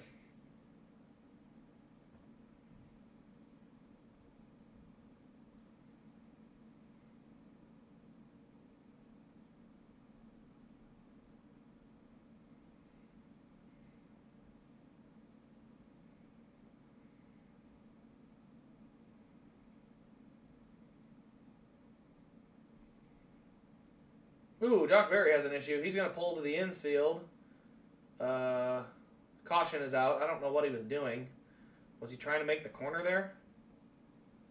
Because now he's going to be stuck in the mud. That was not smart, sir. Well, maybe he didn't get stuck. I'm trying to see if he gets going. Let's see what happened. So here on the replay cam, which is full of rain. Oh, wow. Yeah, he just lost it heading into the corner, and I think he breaks a toe link in the rear.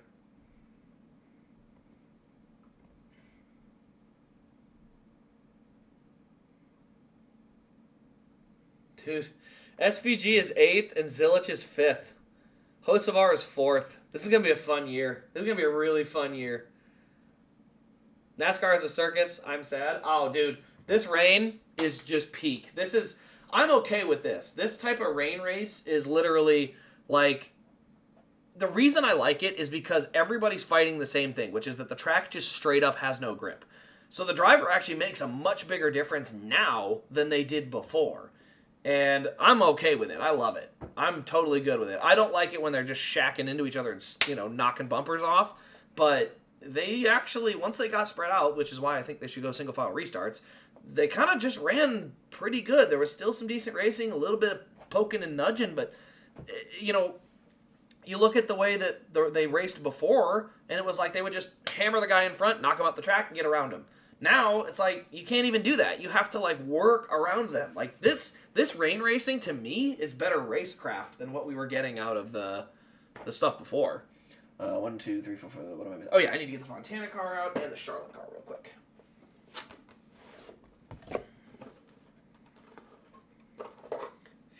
Fontana. Why does this car smell like? What does it smell like? What the heck is that smell? It smells like a winter coat that's been in storage. Weird. All right, that's number 6. That number 7 over there. Yep, that's it right there. There's number 7. I need one more after this, which will be the 2008 All-Star Race. Yeah, see, this is what I'm talking about, though. That has a white valence on it. Once you have the white valence, it looks pretty good. I have the other version, which has just a blue valence, and it doesn't look near as good. Like, the white is such a massive part of what makes that scheme look so much better.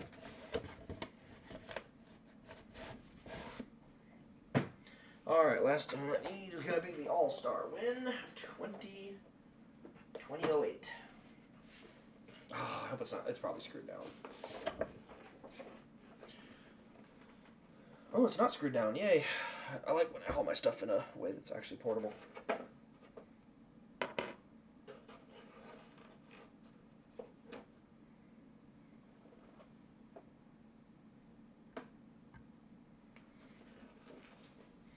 we go. All right, now I've got the last to fill out the final row.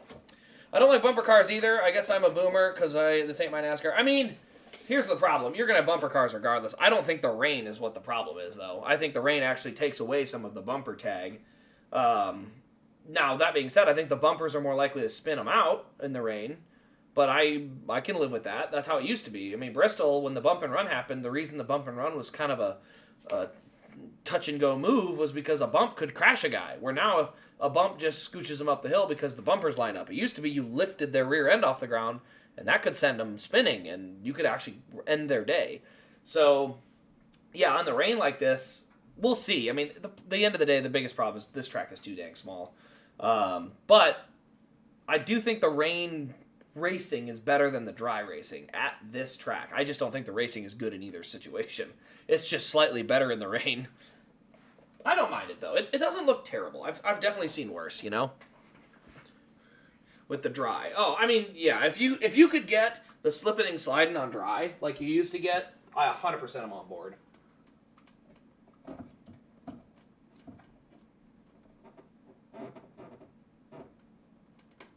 The cars just have so much hookup that it's like, when you were able to swap it over like this, it's kind of like it was for short tracks in the mid-2000s, where they're fighting grip, and they're not sitting there hammering on arrowhead downforce. They just literally are looking for lateral mechanical grip.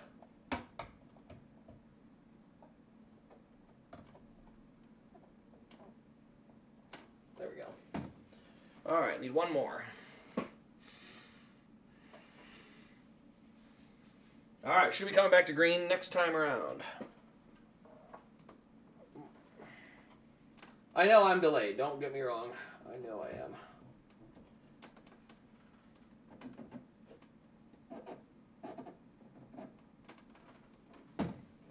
I actually recently went back and watched the 2008 All-Star race because I literally didn't ever get to see it. I was out go-kart racing that night. Just came back, looked online, and Kanan won, but I never got to actually watch the full All-Star race. So I went back and watched the old 2008 All-Star race from start to finish. All right, here we go.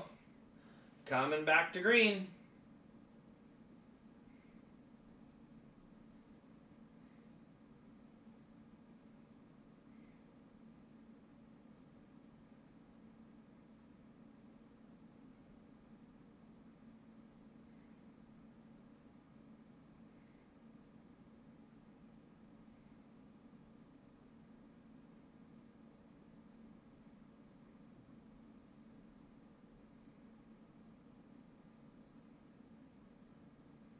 It's 4 wide at Bowman Gray. What are we doing?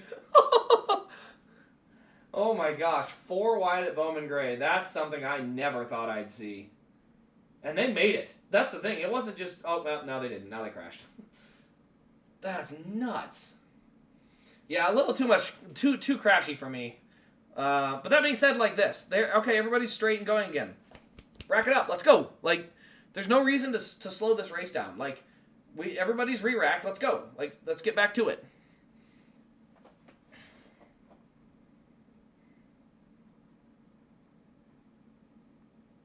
Oh, he's got a left front down. Austin Cindric's got to get a new left front. Where's my drill? Oh, there, my drill's right there. Okay. All right, what do I need now? So I need that one. I got to get the Pocono and the Charlotte win out. There's the Pocono 500 from 2008.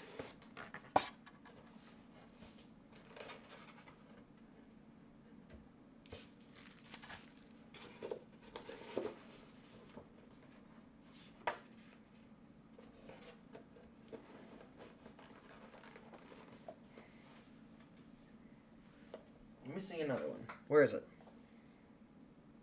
Oh, I probably put it up here. I need the 2008 Coke 600 win from Mr. Casey Kane. That is Sonoma and Atlanta. I will need those next, so I'll keep those nearby. There it is.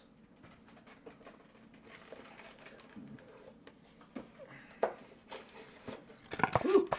There's the Coke 600 pin. Ooh, that's a double pin. I need to get a different mounting bracket for that.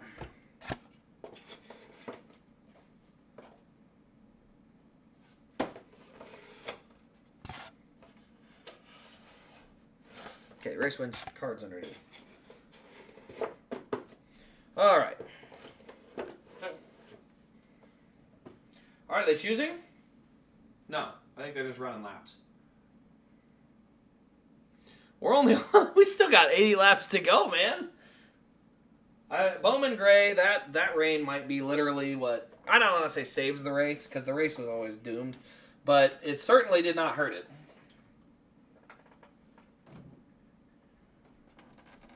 All right, we're going to get that one up top.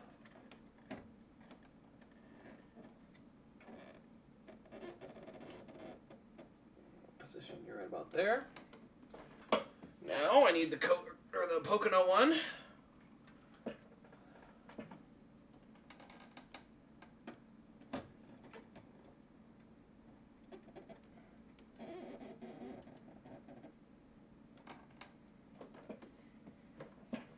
Now I need both the 2009s.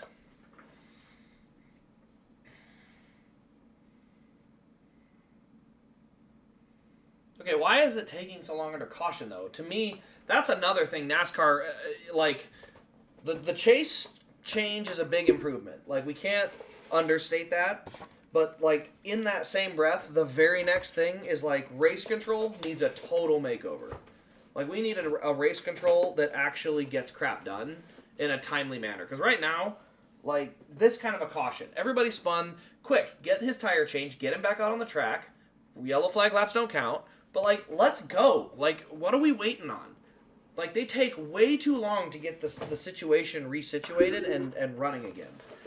Like, we don't need that. If it's going to take forever to get the race rerunning, it's like, we got to change something. Because there's no reason it should take that long.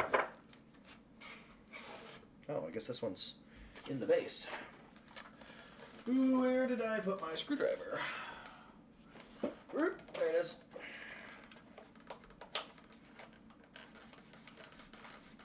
Okay. What the hell?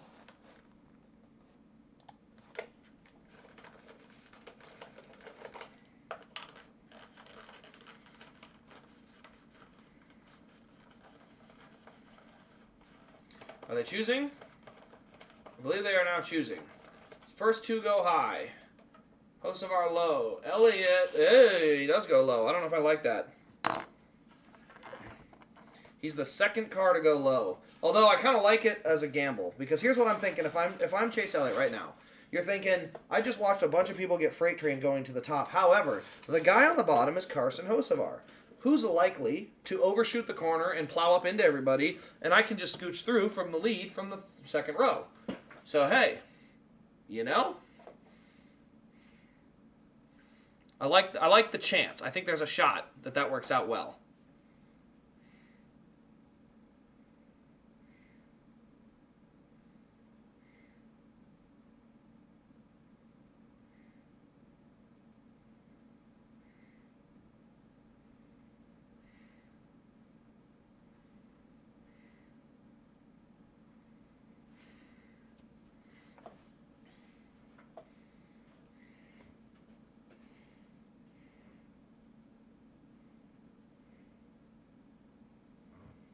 Coming back to green. Hocevar with a heck of a launch. Honestly, that was a good launch. What's he going to do? Is he going to slide job it? Kinda. It was kind of a slide job, but he got the job done.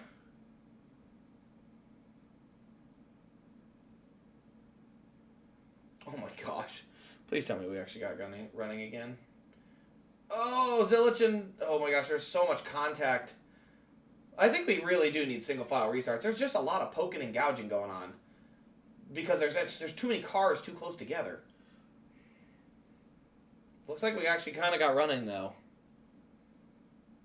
Hocevar with the lead. Then Briscoe, Gibbs, and Elliott. And then a little bit of a gap back to Byron.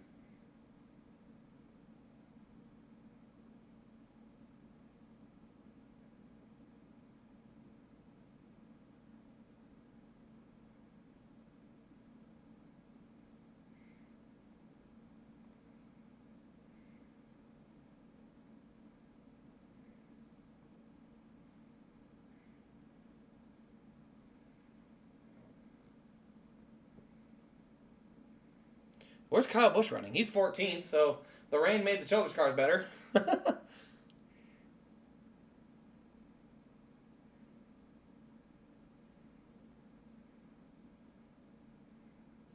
is this like this? Where's my full screen?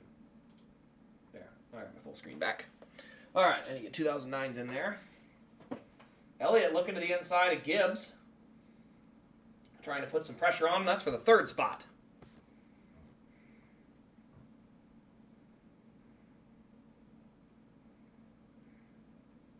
I mean, once they get running, they seem to actually be able to keep themselves a little under control.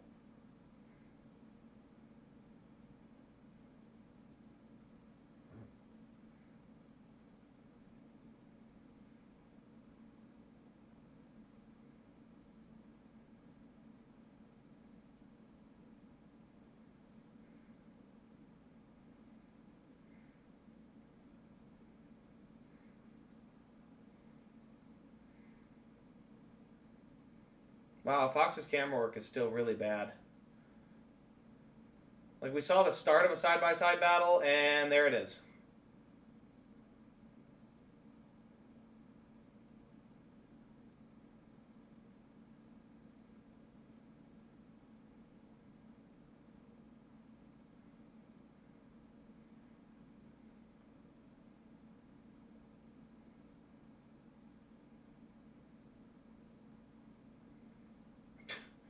How the hell did you miss that, Fox? Come on.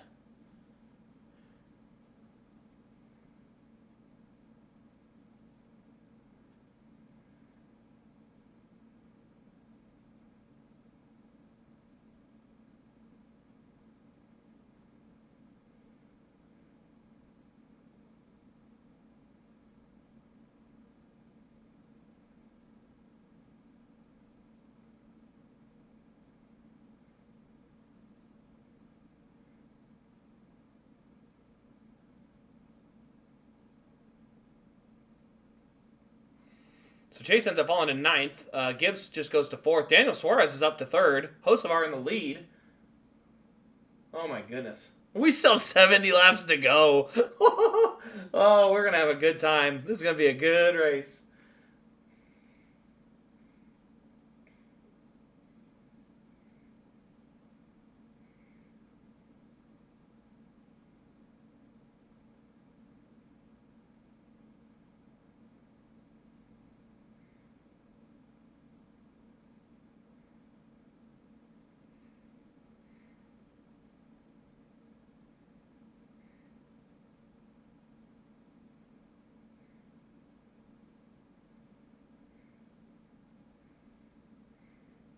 Hocevar's putting a good race together so far today, though.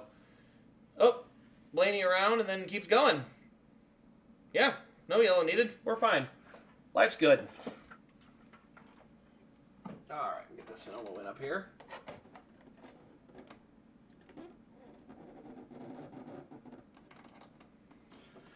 And then the Atlanta Custom.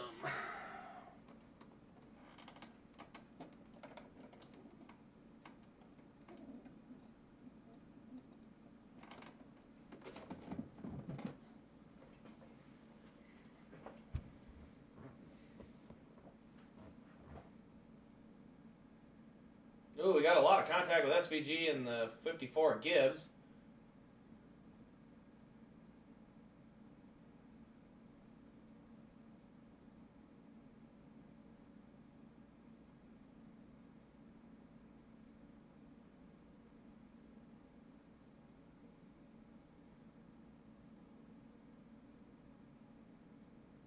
Oh, Denny Hamlin spun in front of the leaders.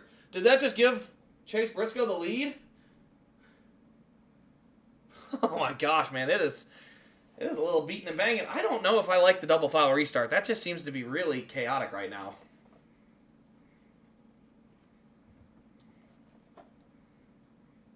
All right, Elliott's running ninth, so he should have his choice of lane, unless there's a free extra spot a lane up, which then you should take.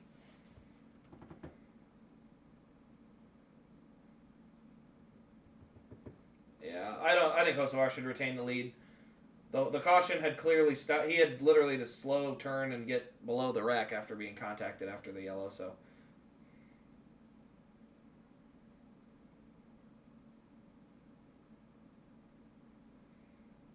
honestly, I wouldn't even be mad if they did short track rules for this race, so that it went back to the next flag or the next time you would cross the start finish line, because then you don't have to worry about if you had to stop to get around the wreck. You're good.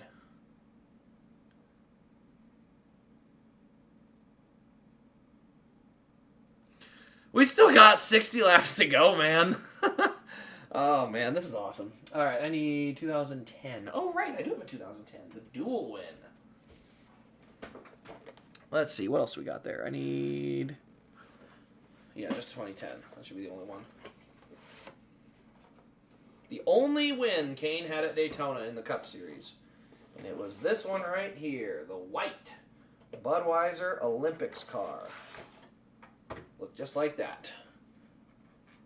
That's the only race win he had in a Ford as well.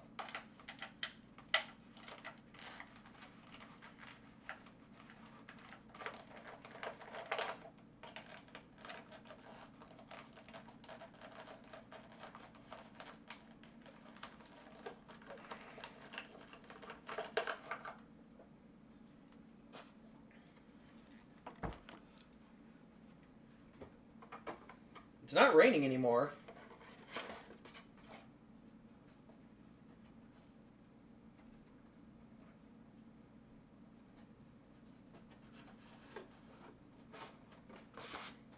I'm almost surprised how bad Kyle Larson's been in the rain. Like, I thought with the dirt experience, that would be a race that really suited him as far as style.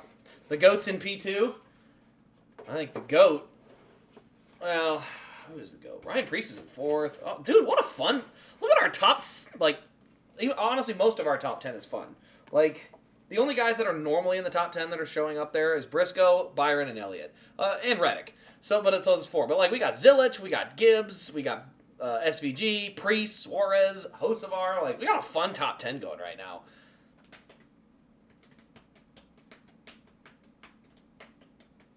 He should be in P1? Nah, he ain't going to get in P1. You shouldn't lose the lead because you avoided an accident. That only encourages people to speed into accidents to try to gain spots, which is just dumb. So it's the right call. You don't want people speeding into a crash and then hoping they get out. That's a bad recipe for disaster.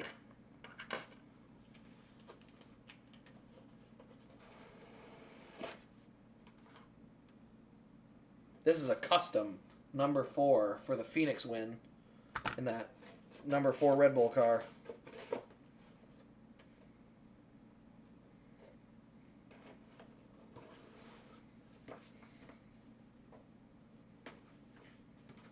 All right, Briscoe took the bottom.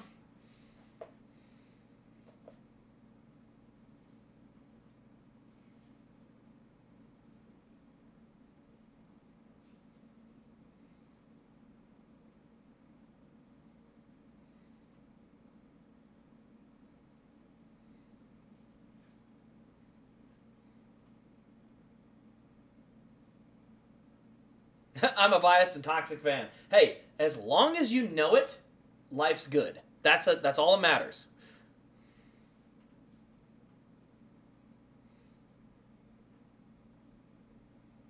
All right, coming back to green.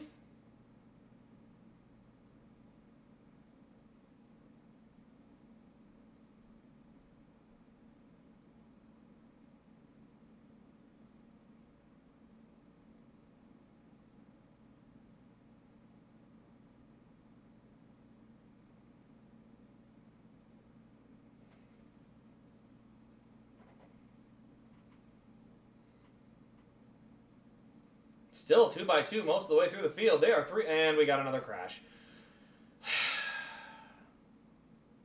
Another red. What for? Oh, Dylan spun. All right, justified, but we should probably single file restart it because of all the chaos and carnage. Once they get running, they don't do too bad, but I mean, you can't just have everybody elbows out just gouging the whole way. Like, that ain't gonna work.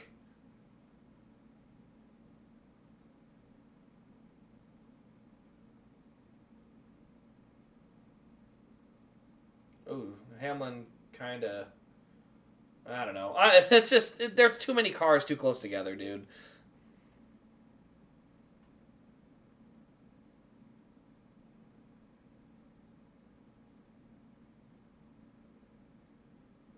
Why would Truex be interested? Truex and Stewart in like a Dodge team? I don't know if I've heard anything about Truex Stewart rumors. I have heard Stewart might do something, but I don't think he's going to be on a team. If he does, I'm not going to be mad. I'm not going to say no.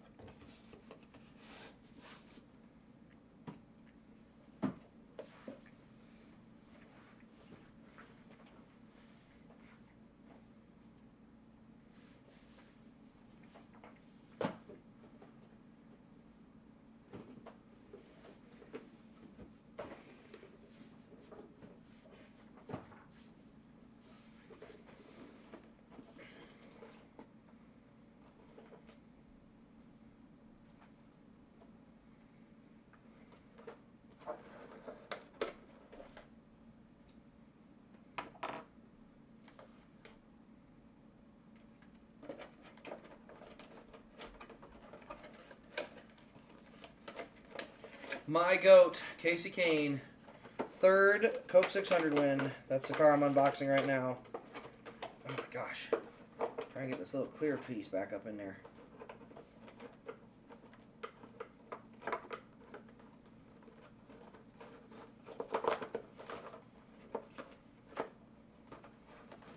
Come on. Get out of there. There.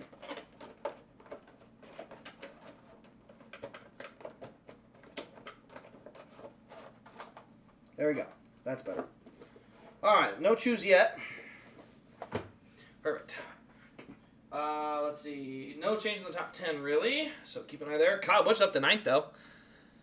Truex will probably be Toyota, and Tony hates Toyota. Only drives Toyota the 08 season. Yeah, I think Tony's pretty much locked with Dodge at this point. So if Tony comes back in any way, shape, or form, Dodge will be a factor.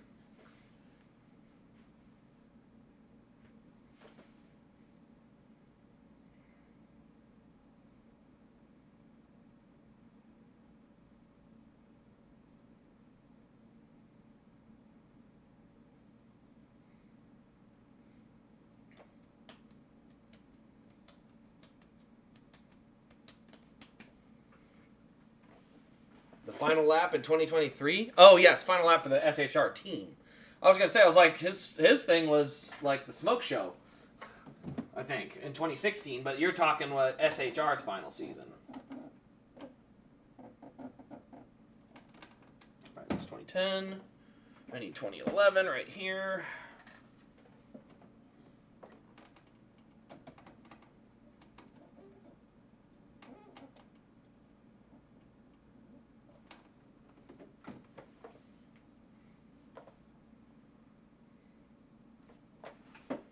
Coming back to the restart zone.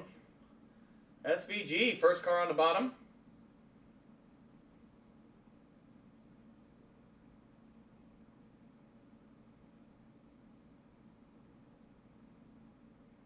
Ooh, a lot of contact up top. It's actually going to allow the bottom lane to get through.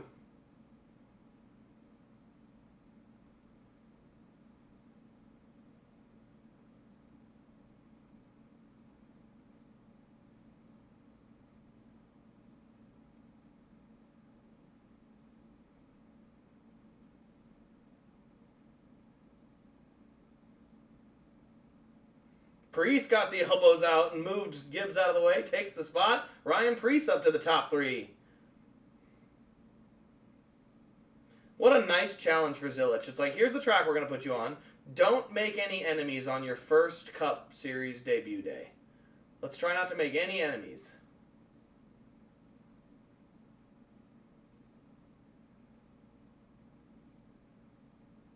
Oh, Chase Elliott must have just been spun. I saw the 17 dive bomb. Looks like that must have been what happened. Well, there goes that.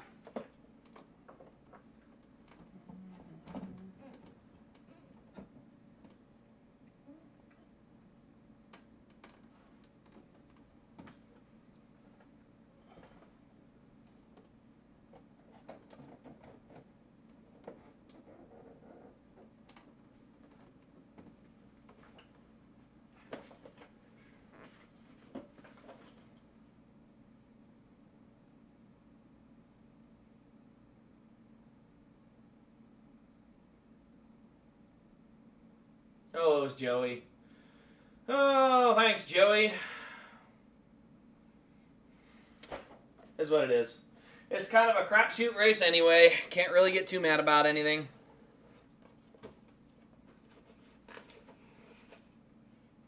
What? I never wished ice on someone ever until today. I absolutely hate ice. Are you referring to the government enforcement branch, or are you referring to the wintry solid mix that people slip and fall on? Just need to figure out which one you're talking about.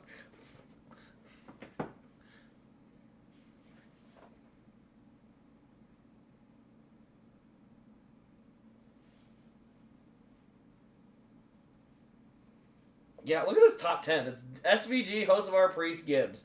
SVG is now the leader. Yeah. Dude, yeah, Suarez, to me, my whole thing has always been like, dude, if Suarez is going to continue to get rides everywhere he goes, you can't play the game of like, I never had an opportunity. It's like, dude, you had nothing but opportunities. Like, that was my biggest thing, is when he acted like he never had a good opportunity after he got let go from Gibbs. It was like, dude, you had Gibbs, SHR, like, you've had great opportunities by most drivers' standards. Because everybody was railing on Moffitt the one year because he said that. And I'm like, dude, for a guy like Brett Moffitt to watch somebody underachieve and move up every step of the way, I totally get it. He's not even in NASCAR because it's all about funding. You know, that's the craziest part. Is last time he was in a truck, he won, and then he's never touched a truck seat again. Like, what are we doing? I think, actually, he may have been in a Tricon truck once the next year. But, like, he literally gets one shot, and if it doesn't turn out in a win, the team moves on to some funded guy. And by the way, every team that's dropped him has basically defunct itself. Tricon is the only one that really doesn't count because it was a one-off to begin with. But AM just went under. Our Motorsports had gone under. Hittori's not even doing anything anymore. Like, I'd call it the Brett Moffitt curse. You let a good driver go and then go for funded guys. They come to get you. All right, so I got 1, 2, 3 more. 1, 2, 3, and then I've got chrome, liquid color, chrome, and then I've got 2 more. So for the Kane ones, I have 5 total extra slots.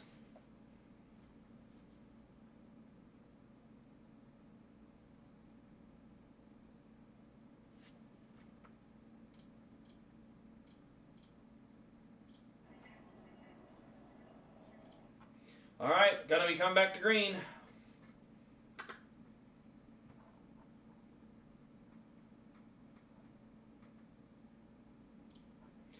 All right, a little bit of a slide into turn 1. Going to be Priest and SVG down the backstretch. Oh, Priest is just going to use him up. Yeah, Priest just got in there and sent him high.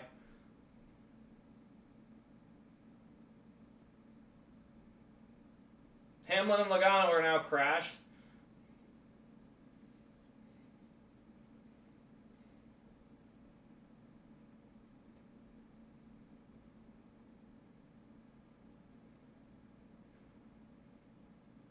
How the hell did they crash? Oh, Joey must have got wrecked from in front.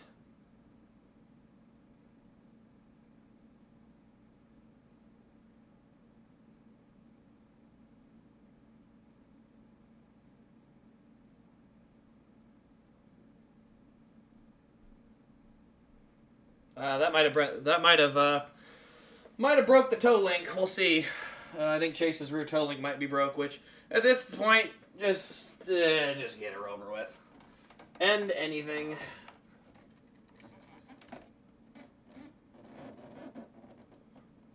It's bad that I'm most excited for the 4th race of the season. I'm not really excited for the duels or Daytona or Atlanta. I'm ready. I mean, Atlanta's a little more, but like I'm just, it's all going to be crash fest for the first handful of races. I am ready for real racing.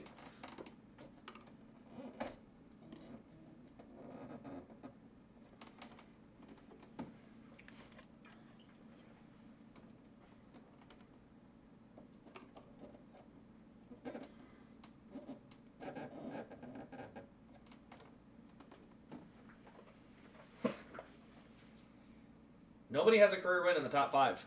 Cool. Somebody's earning a new trophy tonight.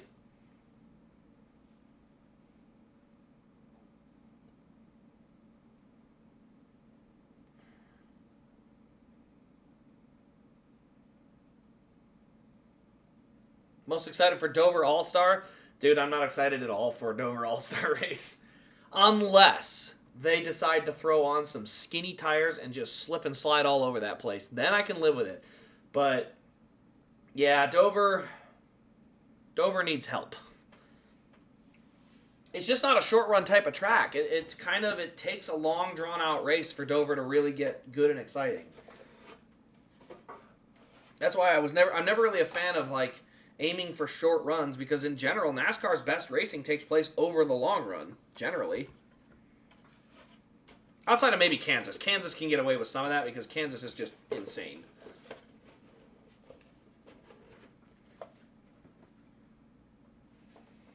All right, SVG went low this time.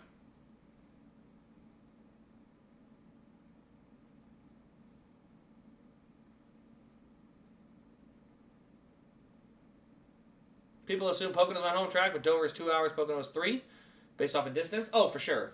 Well, being in Philadelphia, like, Pocono's on the western side, I believe. Or more western. It's actually farther east, but it's not close to Philly, or the Philly area. It's, Dover's going to be closer than that. We actually stopped by Dover once. I did not go to a race, but I got to stop by and see the track. What's this? Ah, yeah, got that one.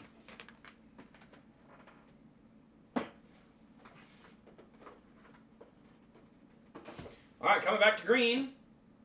Ooh, SVG with a good jump. That was a good jump for SVG on the inside.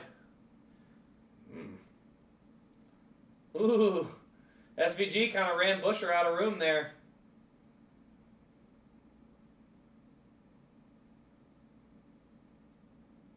But that's exactly how Buescher got by him the first time. So, not Buescher, Priest. I don't know why I kept saying Buescher. It was more Priest that got there than anyone else. Oh, Gibbs is around. And everybody's in it. Hocevar as well. All right, can we go single file yet? Honestly, like, this is kind of getting to the point where it's more pushing and shoving than actual racing.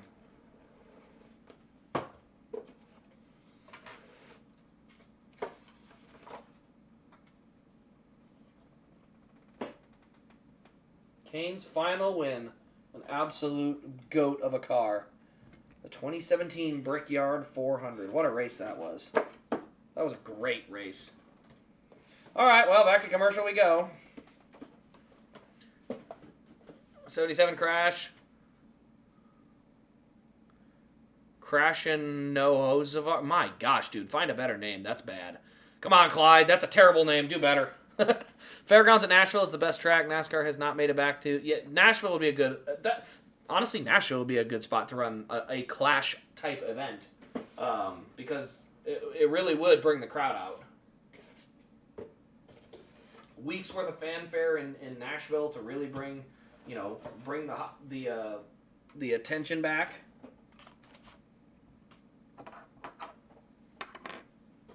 All right.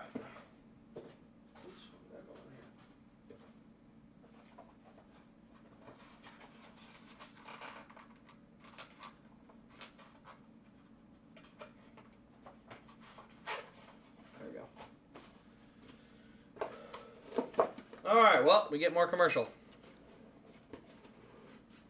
Okay, this will be the last one. This is just a box I store the car in. It's not even the right box. But it's a great way to store this car. I don't even have tie downs for it, so.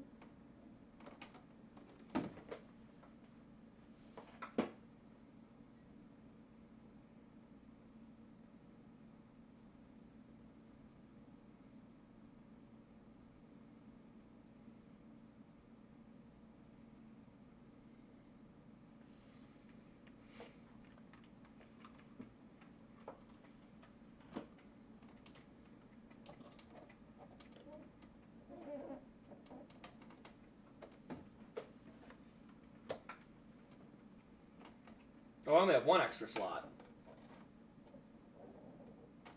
Well, I think the extra slot's pretty obvious for me. That's going to go to the Kane rookie car.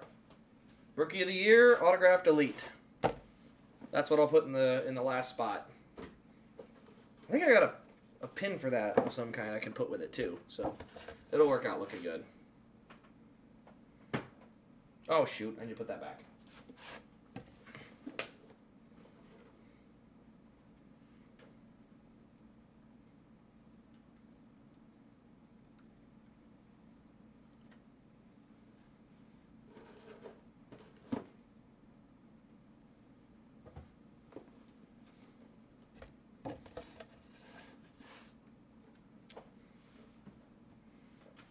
Yeah, there it is. So anyone doesn't know, that is a liquid color autographed Casey Kane Rookie of the Year car.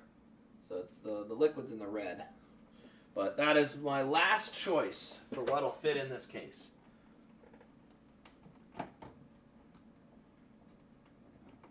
So that is an entire Kane case.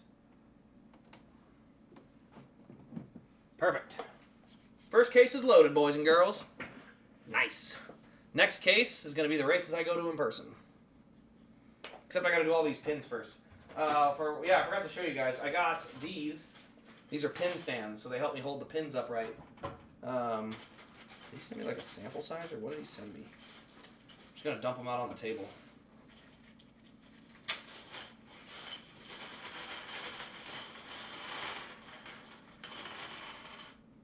I think these are mostly the same size. I don't think they're too bad. All right, back to green we go. SVG away with the lead.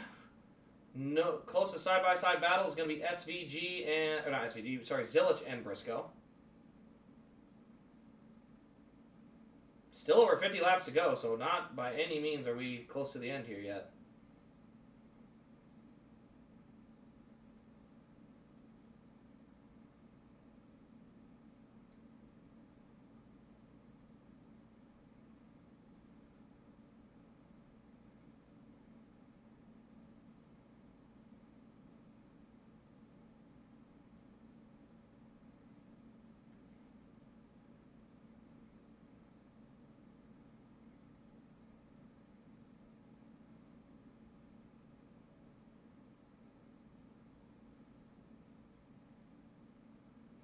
Is that Bubba Wallace back into the top 5?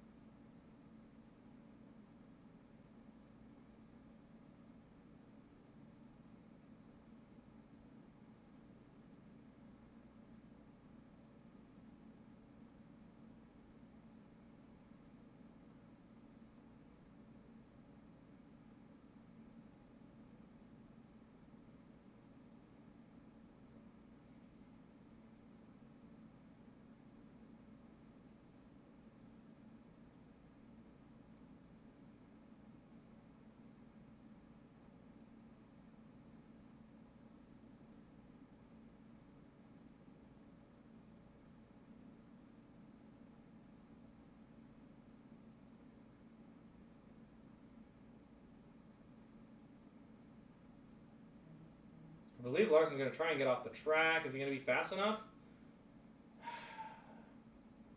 He's going to all but park it on the inside. I think NASCAR might let this go green and see if he can get off when the last car goes by. No, he's just going to park it. You're going to have a caution again. Come on, man. At this point, just have him pull to the infield and park. That's what they do at Bowman Gray. What do we need to go to the work area for? He's already, like, 2 laps down. Ugh.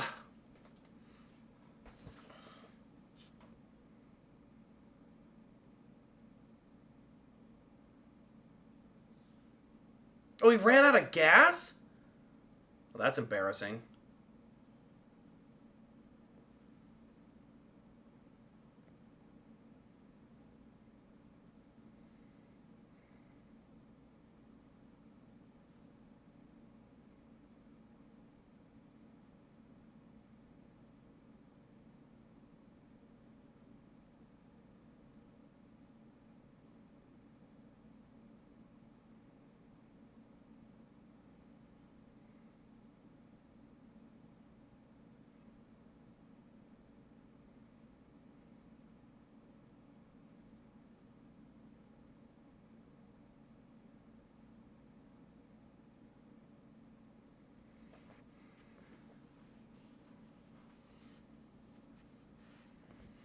Okay.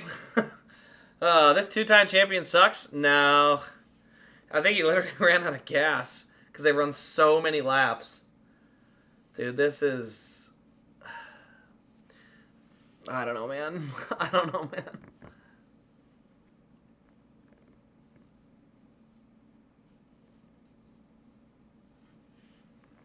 Two-time champion known as the best racer in the world. That I would still stand by. I've watched him race. Dude, seeing him in a sprint car, that dude is otherworldly. It's like you're watching and you're just like, yeah, that guy on track, that one right there, he's different. Something's different about that dude. He's nuts. And not in a dangerous way, just in a fast way. Like, it is crazy to watch how he just reinvents the line around a racetrack and then makes speed out of it.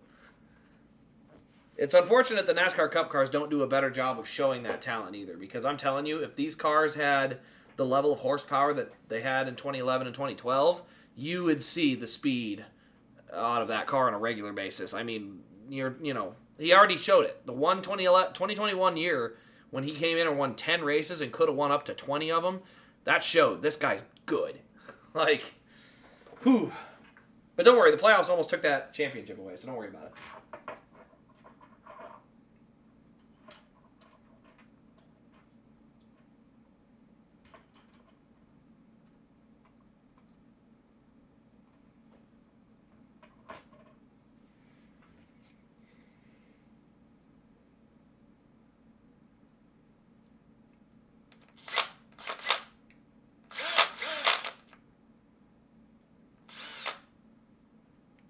What? Oh, the drill bit fell off. That's not normal.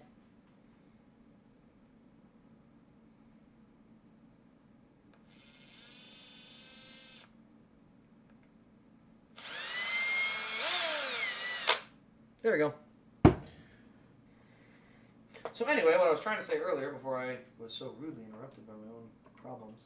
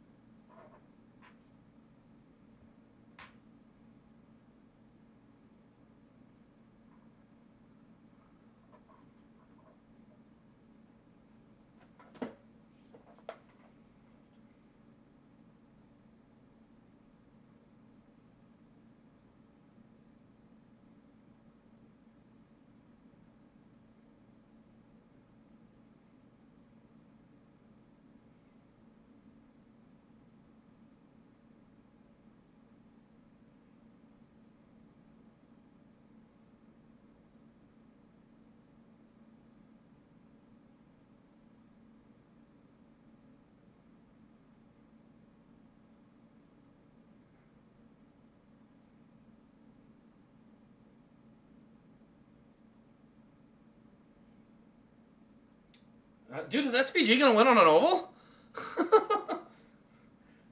40-something laps to go. It's gonna be Briscoe and Priest battling for second. SVG out in front with, by the way, an awesome-looking race car. That SVG car is sick. Oh, that's a good-looking car. They did the same thing last year with Chastain and SVG, but this year, when you add the 88 in, golly, that looks good. 97 and 88 cars look really, really sharp.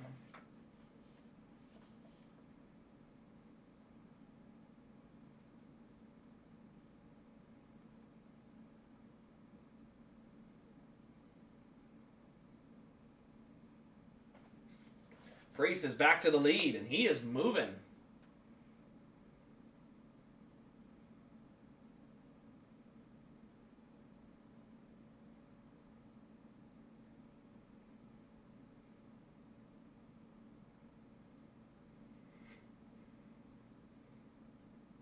Coming down, still not up there. It's 42 to go yet.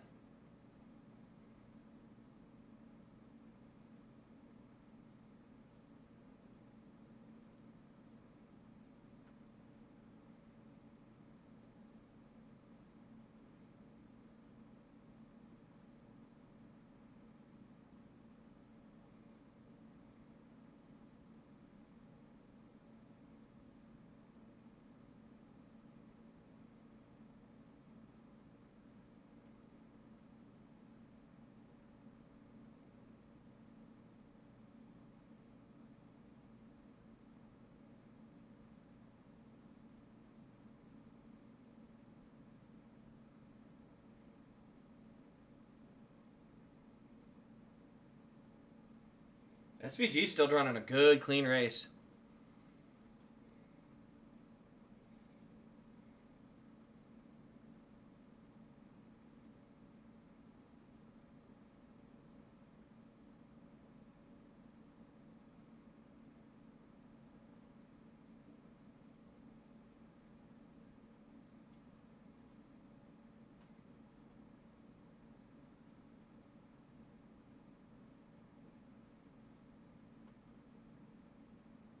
Ooh, we finally have a move to the inside. Briscoe going to look down on the bottom.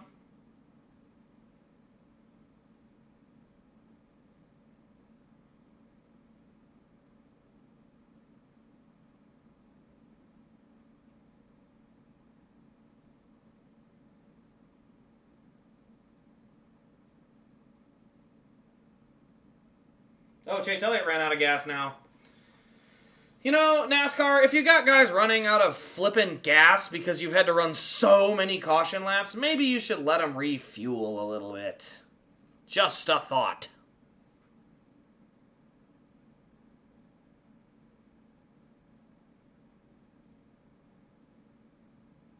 What are we doing? Like, that's the kind of stuff that drives me nuts.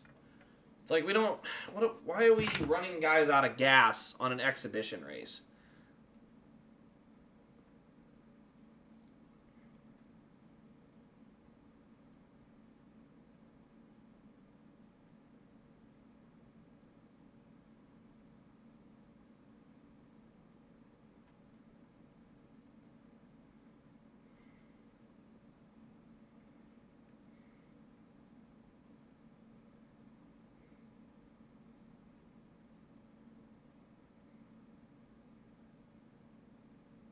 Where's my NASCAR app? I was trying to see if there's even a reason for him to stay out there. If you go a lap down, can't you just be done?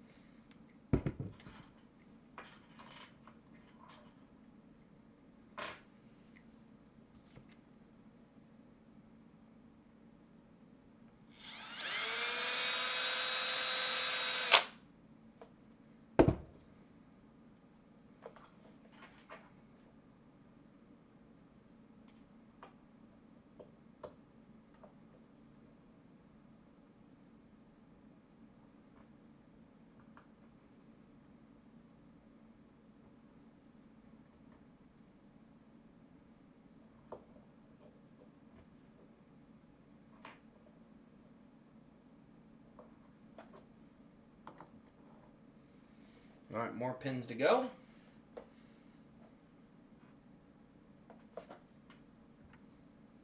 $7.59. This is a long race. This thing's kind of dragging on. Also, which color? You guys should let me know what color decals I should make. I'm going to try and make some of these race car numbers. So, like, Chase Briscoe's 19. I might try to see if I can find a fluorescent orange and like a chrome or something, so it's kind of a cool looking number, just like the 9s I made. I'm going to see if I can make, because I want to try and make a lot of the NASCAR numbers, is my goal.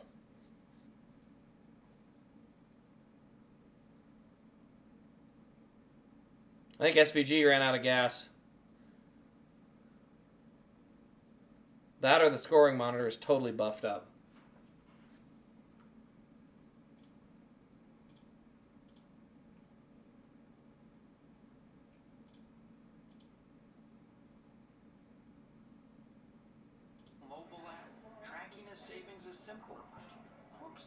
Hush. Let me mute that.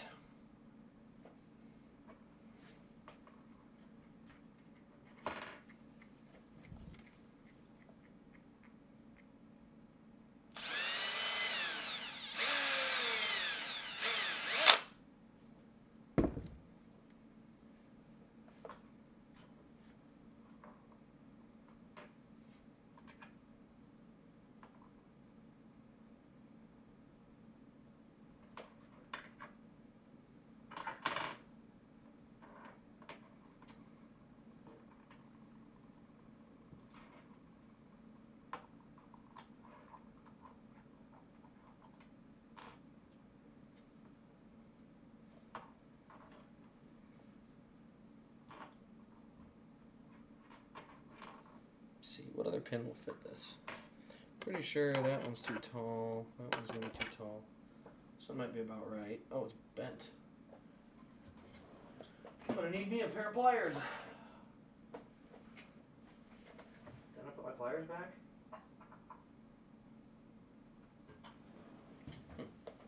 Thought I did. Where'd I put them? I must have set them down somewhere. Alright, so that's a fairly low pinhole. See, that's not going to fit it. That's not going to fit it. That's not going to fit it.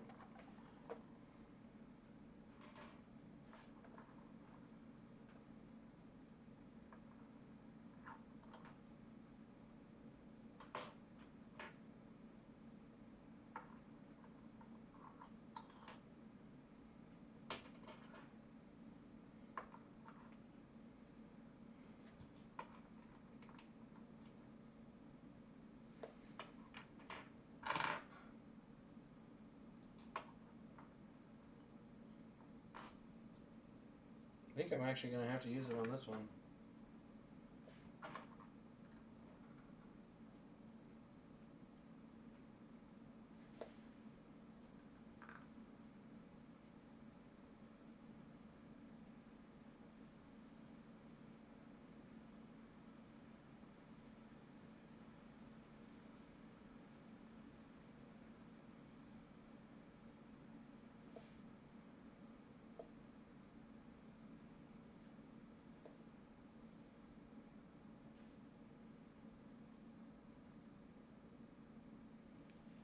Alright, let's see if I can get this one done.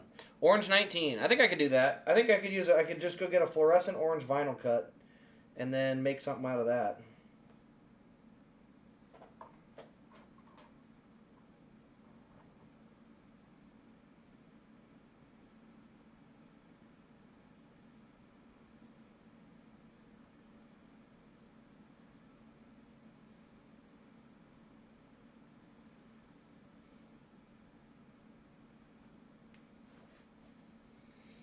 Alright, still under commercial.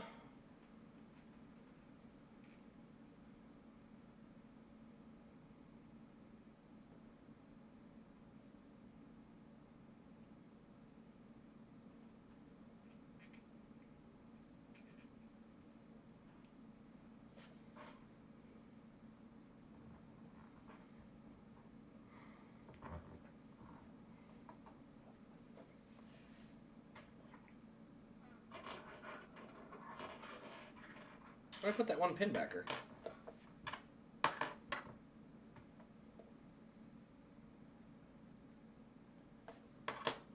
Did I drop it?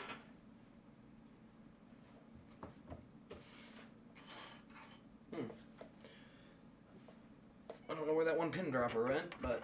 Oh, it was bent. That's right. I didn't have one. So, grab one of these.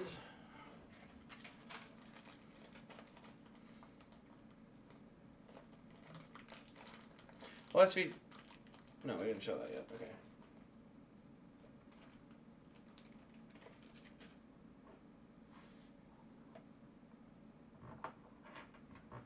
Alright, now that one I have to do a trim on. So this is a pin stand.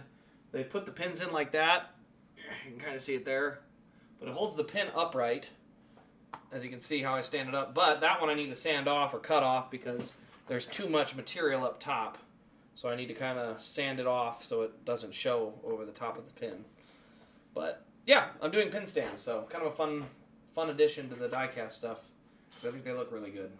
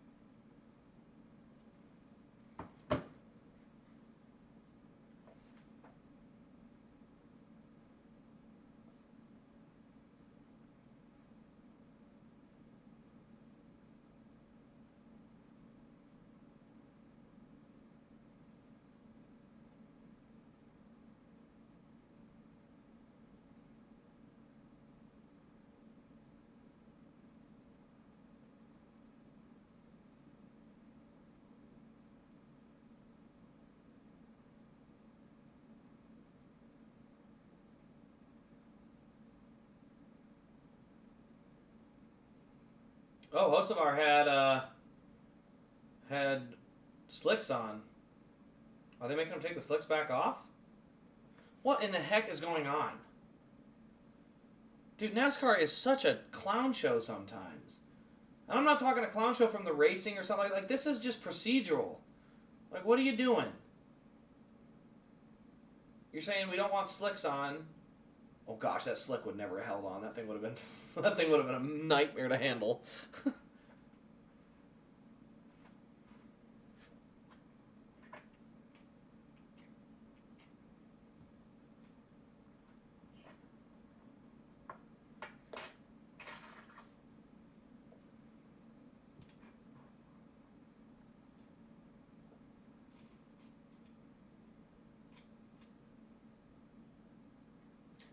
Oh, it was just a 77 crew, then why is everybody in the pits? That's my question. Why is everybody in the pits right now? Like, you're going to say that Elliott and Larson run out of fuel, so now we're going to refuel everybody? It's like, no, you can't do that. Because now you've caught two people, it's a fuel stop only. Well, then they need to give the spots back to the guys that had run out of fuel if they're going to let everyone else get a free pit stop. That's ridiculous. You can't give one team the FU and then everybody else gets to just have the advantage.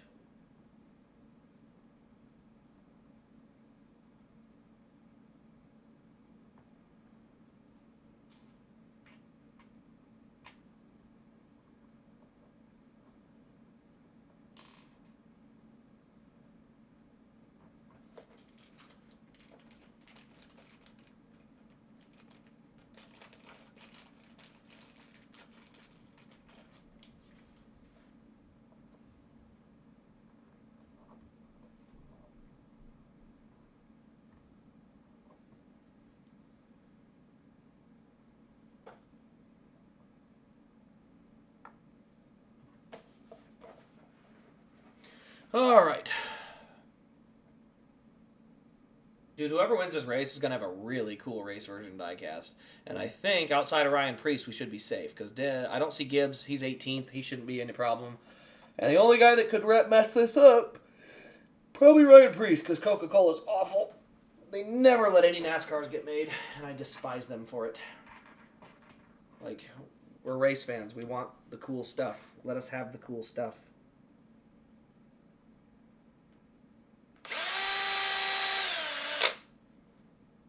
Yeah, slightly off center, but it'll work.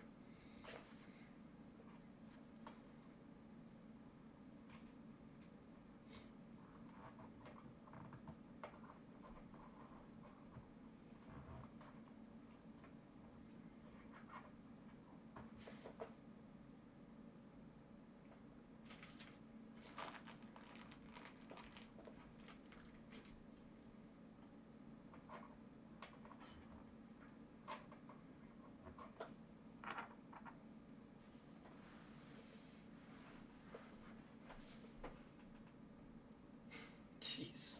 The worst thing to happen in the United States in 2001, and it was Dale Earnhardt. It was like, well, there might have been one other incident that took place in America at that time.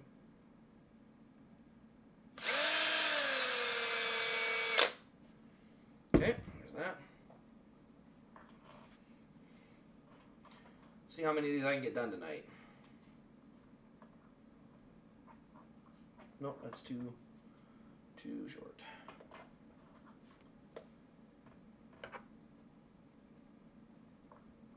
Nope, too short.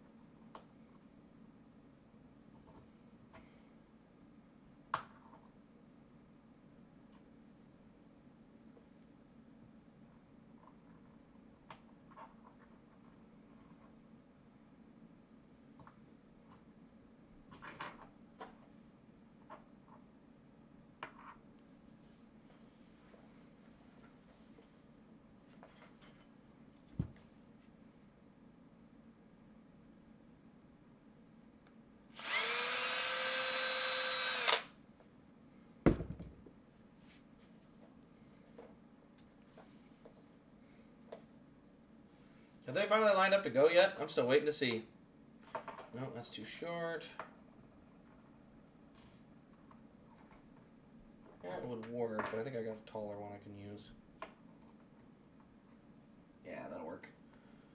Perfectly.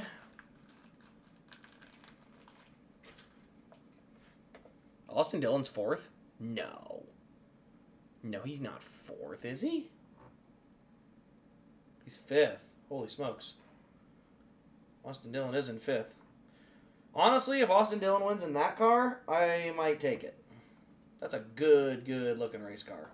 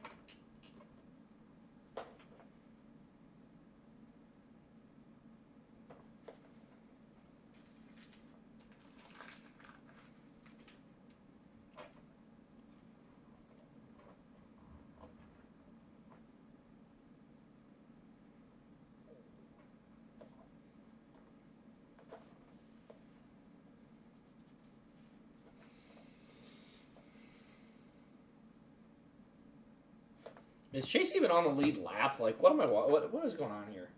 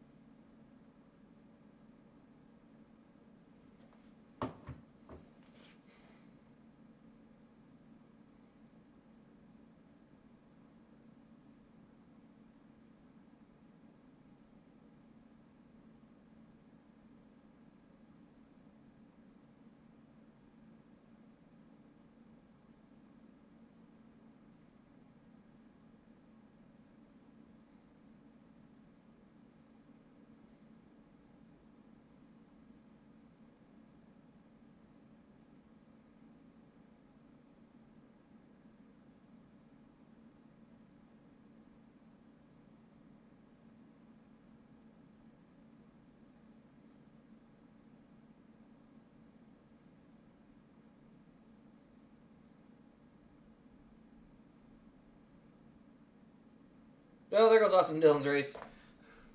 Blaney just shucked him. I think Blaney thought he must have gotten run over, but actually it didn't look like that was what took place.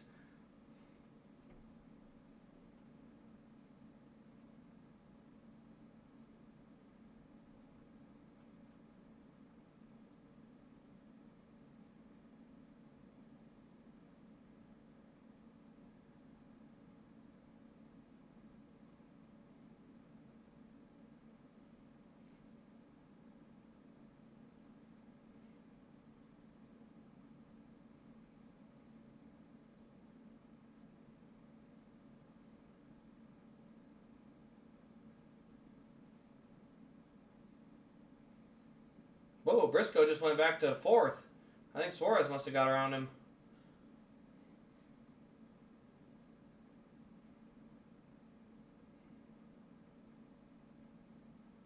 Byron looking to the inside. He's got a really good run.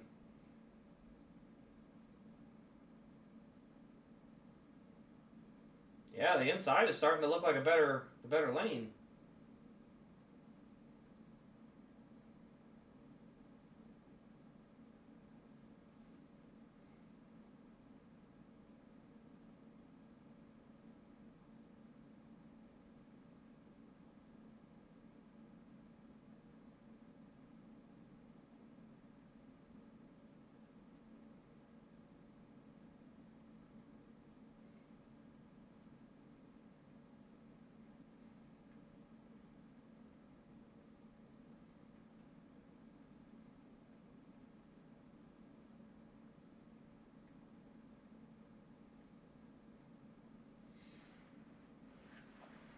So it's going to be Priest, Byron, Briscoe, Blaney, and Suarez in the top 5 here.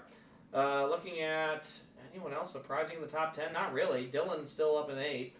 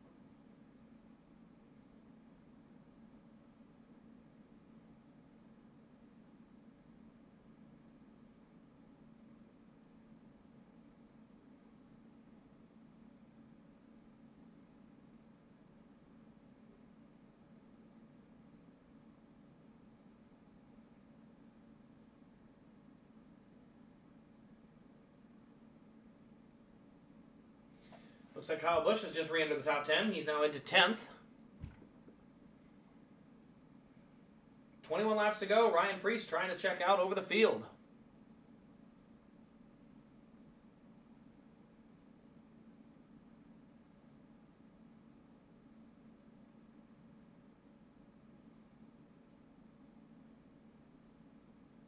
Oh, Hocevar and SVG get together. I believe Chase will get a free pass and can be back on the lead lap.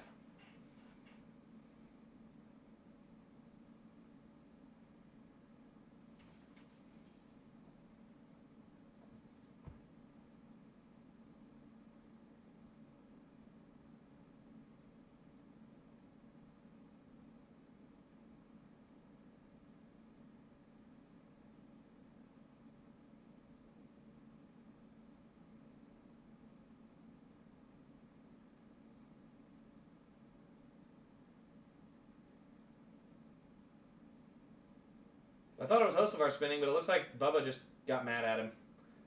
I didn't even see anything that egregious from Hocevar. I mean, there's a couple little nudges, but it wasn't like... I mean, I've seen way more egregious tonight. I don't know if I get on that one. Don't know if I would put that one on there.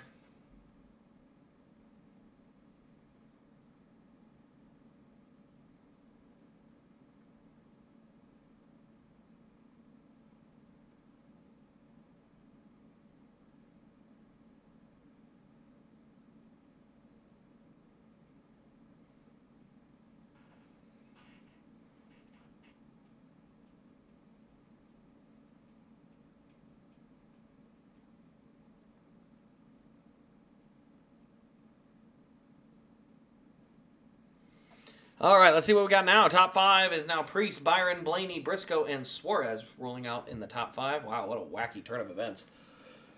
Bowman all the way from the last chance qualifier.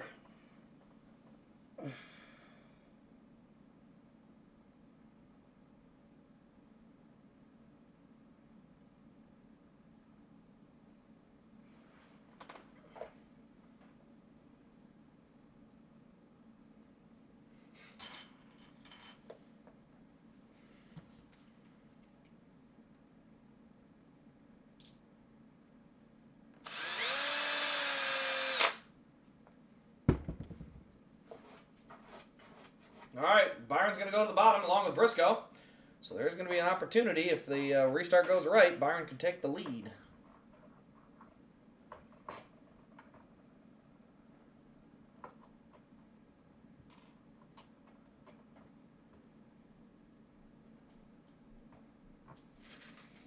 right, let's see what we get here.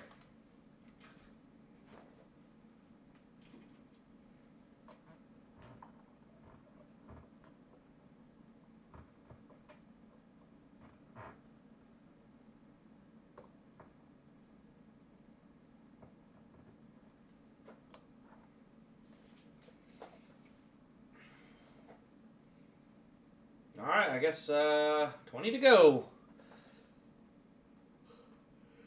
We don't need a Byron win like this. Although, again, whoever's car wins, it's going to look good. It really is.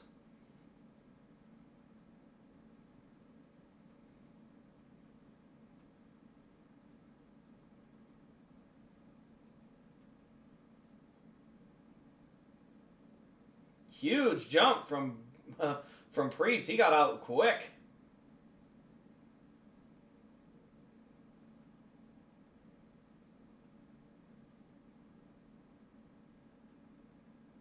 Ooh, and then Blaney got around the outside. I don't think Blaney's done yet. This is the first time he has seen the front of the field. And there on goes Kyle Larson.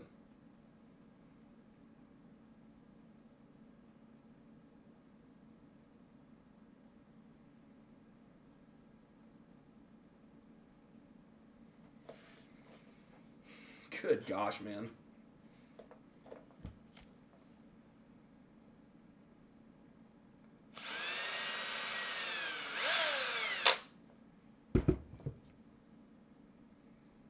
Oh, just getting bounced all over in the middle there.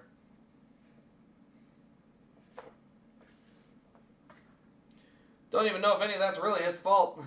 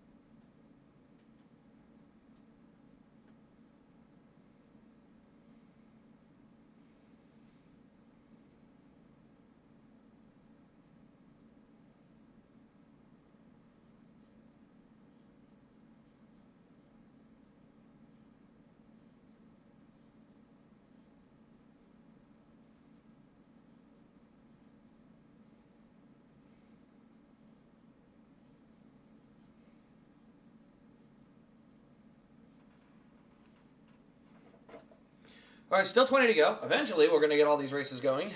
Eventually.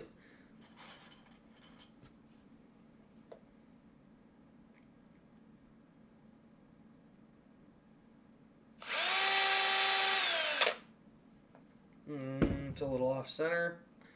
I've definitely made better, but let's see. Maybe I can make it work on something else.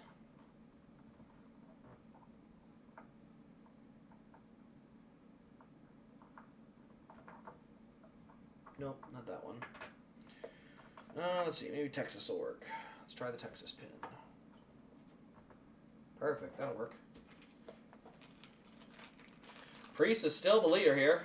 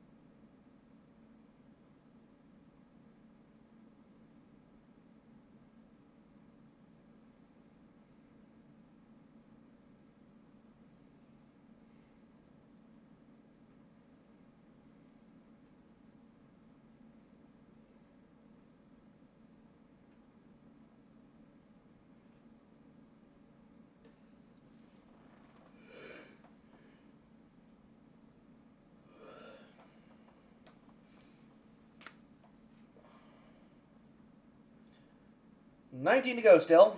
This is a long event. Why is this race literally 2.5 hours? This is supposed to be a short little spurt, and it's turned into a whole event. I mean, this thing was rolling by like 5:30. This is almost 3 hours long now. Like, this is kind of nuts. Good gosh, man. That's a lot.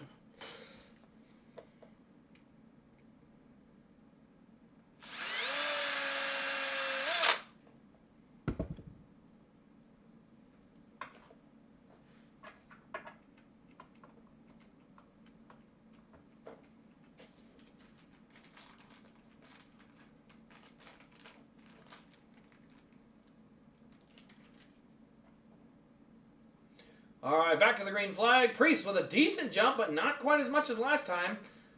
Blaney and Byron will battle it out for the second spot.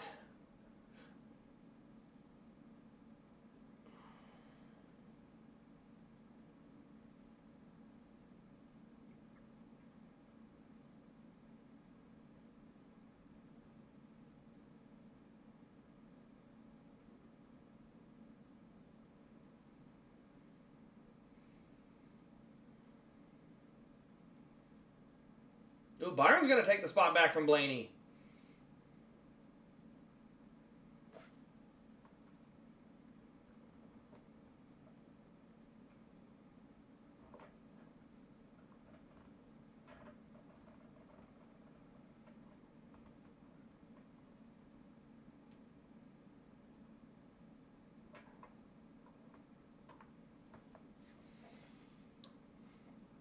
All right, up at the front of the field, Ryan Priest is trying to run away with it.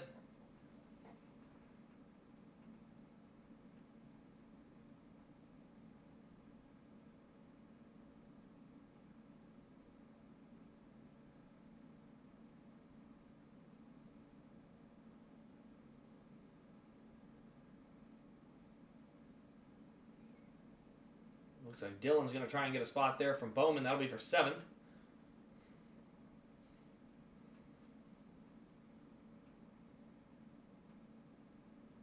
Then Bushker's going to try and squeak in there as well.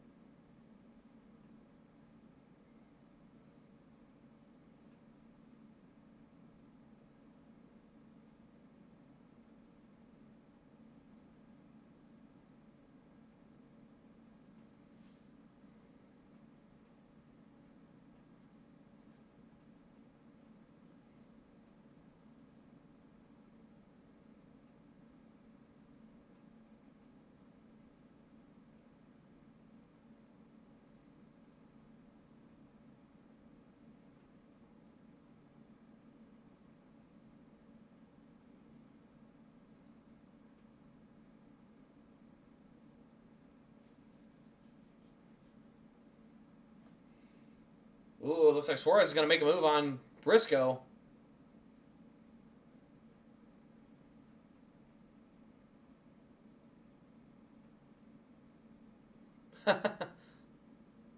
Nah, you're all good, man. Oh, man. The clash is almost over. This has been a long one. 8 to go. I think Priest has got this. As long as there's no yellow, I think Priest is going to win it. Which, the Coke car means it's not going to get made, which is unfortunate because it's a good-looking car.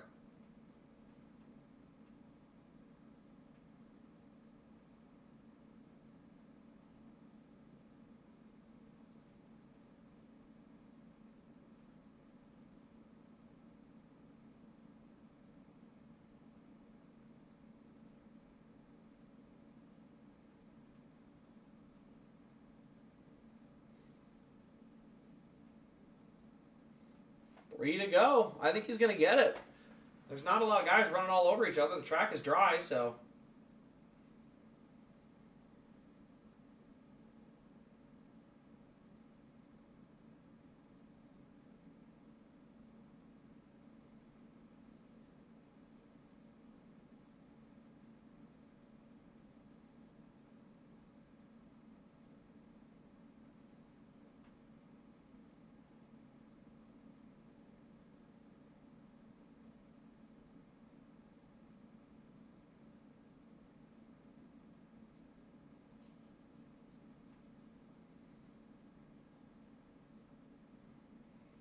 I think he's gonna get up into the back of the field here, but it's not. It's too little, too late. 1 lap to go. It's gonna be Ryan Preece. Dude, Ryan Preece gonna get the Clash. Oh, man, the Coca-Cola car looks so good. But we ain't getting a diecast of it because of Coca-Cola. So, what a shame. It's so raced up too. White flag there. But I'm of course farther back than that. So. Into 3 and 4 for the final time. Ryan Preece finally snags a checkered flag for RFK Racing. It's going to be Preece, Byron, Blaney, Suarez, and Hamlin rounding out your top 5. Then it's Briscoe, Dillon, Busher, Chastain, and Bowman in the top 10. We've got 11th, Joey Logano. 12th, Josh Berry. 13th, Christopher Bell. 14th, Ty Gibbs. 15th, Carson Hocevar. 16th, Kyle Larson. 17th, Chase Elliott. 18th, Connor Zilic. And 19th, Kyle Busch. This race is finally over. That's all I can say. It literally came down to who didn't run out of fuel. I mean, SVG ran out of fuel. Hocevar, I think it got caught up in something, but I think your front runners had how many guys run out of fuel, which is unfortunate. But man, that car's gonna look so good. I wish they could have made it. Man. So really cool for Ryan Preece. He's gonna snag his first win. 3.5 hour Clash is not ideal at all because good gosh, why do we need 3 hours of Clash? I hope they don't come back to Bowman Gray. It's just not a great racing product. I know the bumping and banging and all that's kind of fun, but at the end of the day, it's just sort of a mess. I don't know, man. Like, it just gets to be sort of a mess. So, anyway, wow, what a race! It got kind of fun. Once it dried out, it got bad again. Not as fun, but I hope they bring the Clash. It doesn't have to go to Daytona, but take the Clash to an actual racetrack that these cars can race on. And I say these cars because these cars don't even race at Martinsville or Bristol that well. Like, we're going to need a pretty good-sized track or significant amount of tire wear to make anything work. And so, I don't know what track that'll be, but that's what we need.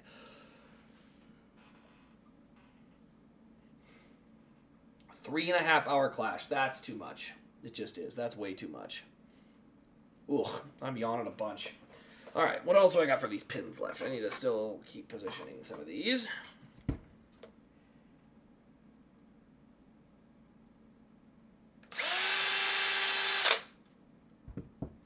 Yeah, slightly off center. I can live with slightly off center as long as it's for the right pin, though.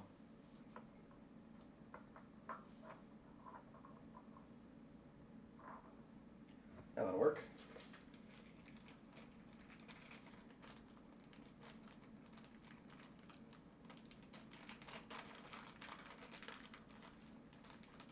I'd like to see the Atlanta Clash 1.5 mile package. Ooh, honestly, yes. Atlanta would probably be perfect for the Clash.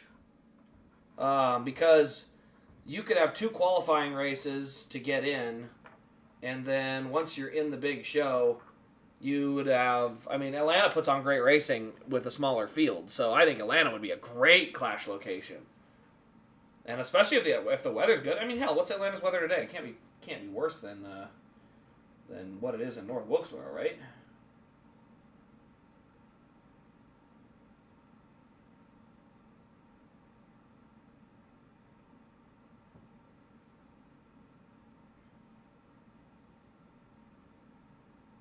Let's look at Atlanta's weather real quick. Atlanta weather today. It's 41 degrees. It's pretty cold in Atlanta right now. But they're going to be in the 70s and 60s in the next couple weeks. So Atlanta might still be a little bit too far north as far as risk. Might be a little risky still. But, I mean, realistically, like, what would make the most sense is going Daytona, Phoenix, Vegas, Atlanta. Because then you're into March, mid-March, and you should be in pretty good shape by then. Because Atlanta, let me look. I have an Atlanta pin right over here. March, yeah. Atlanta's been running March forever. So that wouldn't be a big deal.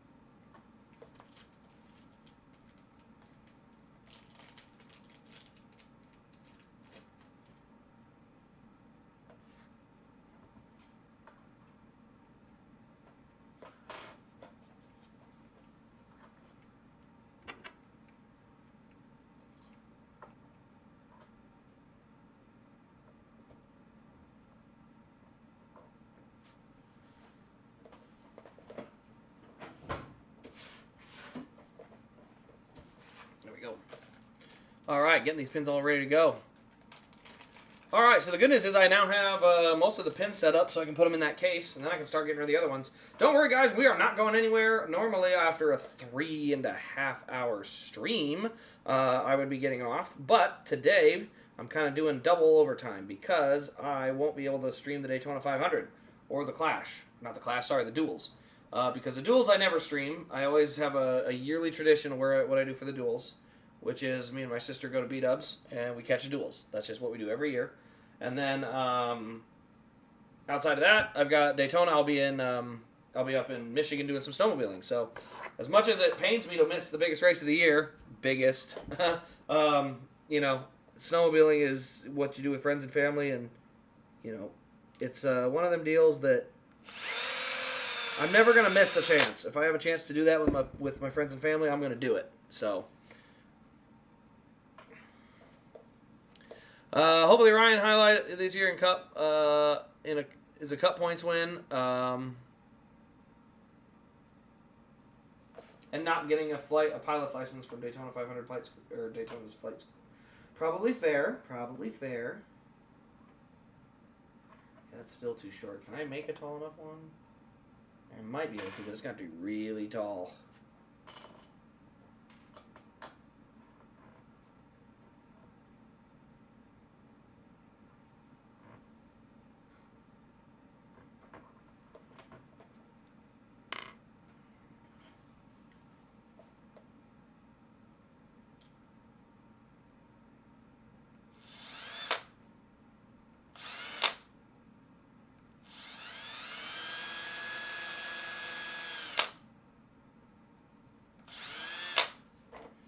All right, that's about as close to the top as I can get. I can't get much closer to the top than that. So this is as tall as this pin stand can possibly be. And that's going to work.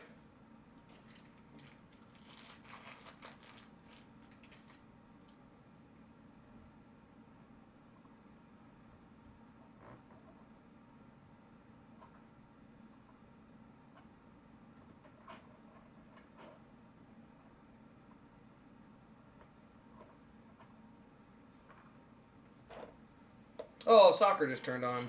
Boo, soccer, boo.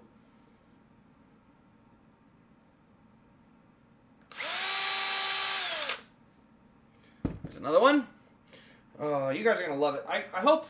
Can I? Yeah, I can probably do that. I'm going to unplug the webcam, and I'm going to show off this case when I get a chance.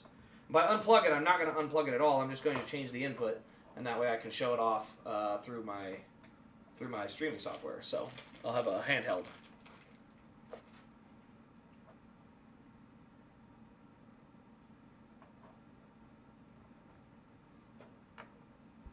So I have a couple that are going to be tough, and it's mostly because they have mismatching. Yeah, it's too tall. One's better. Is that the right distance? Because some of these have 2 pins in it, and I don't have the room for that. Oh, actually, I might. I need it shorter than that, though. So I need to get a couple of shorter ones for that and this.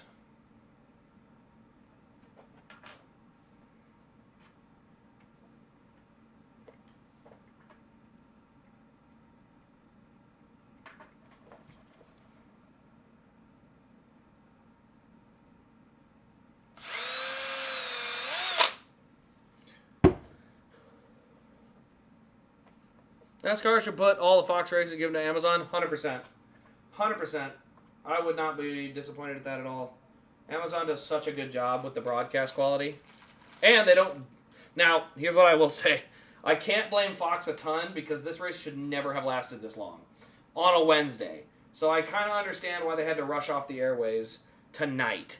But that being said, Amazon doesn't have to do that. That's the one benefit you're going to get with streaming stuff like that. Is that it doesn't have to do that.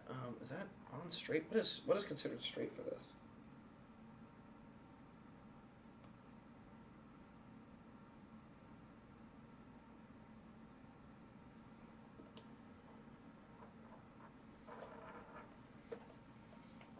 All right, those are doubles. So this is the only one I have left, I believe. So I have to shave the top of 2 of them. this one I'll just have to put a little high, which will be fine.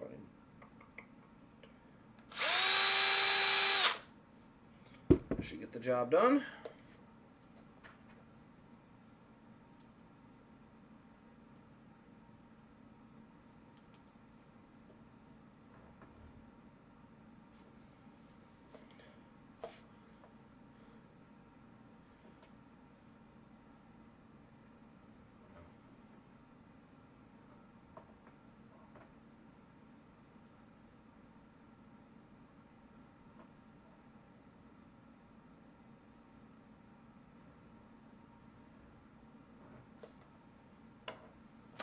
All right. Good grief. All right, let's see if I can get this. I guess I can shut that laptop now. All right, we need to start putting pins in the case. So we're going to start with, I suppose we'll just start with whatever I can get my hand on. There's going to be 2 missing, I believe. Let me see if I can flip this, though. Because if I can get this to flip upside down, I can just hold the case open with this. Oh, very nice. If that holds, this is going to be really easy. We'll just go right to left. The dual is first.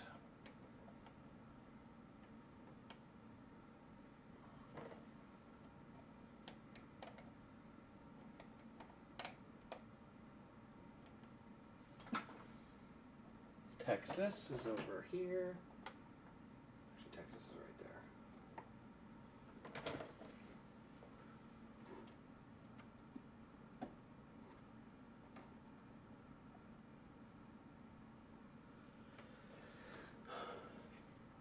That's 2013 Bristol, which is up here.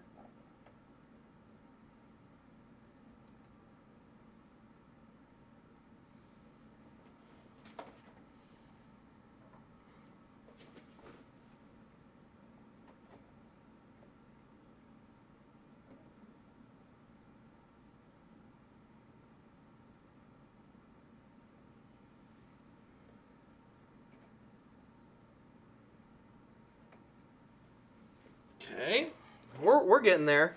This is gonna look good.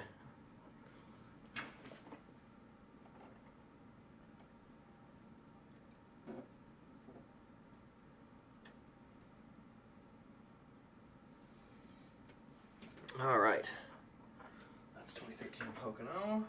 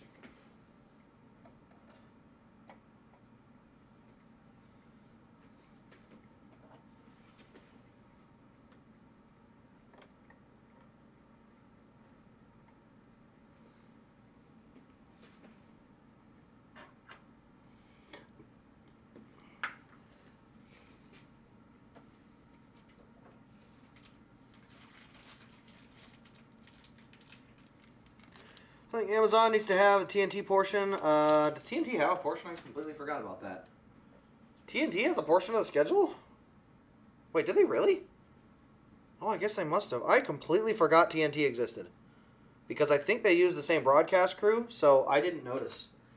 Which was kind of nice, because it was a seamless transition. So I think they broadcasted on TNT, but I think they just used all the Amazon stuff.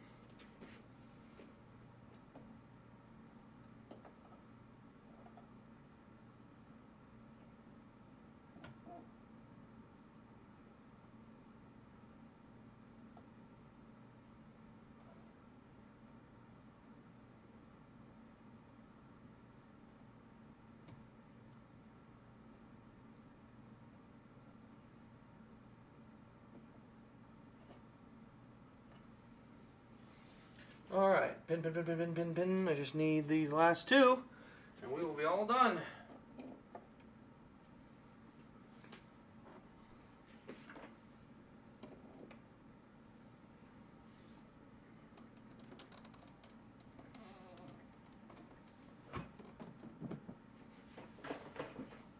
Dang, that looks good, man. That looks awesome.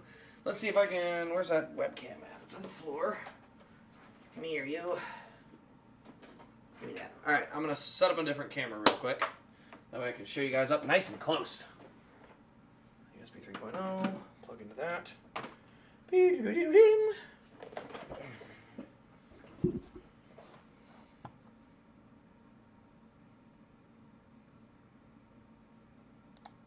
All right, I want to bring in a...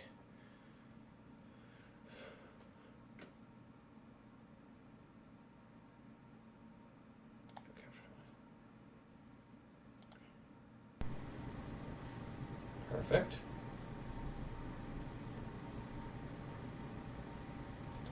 Okay. Bingo. All right, let's do this.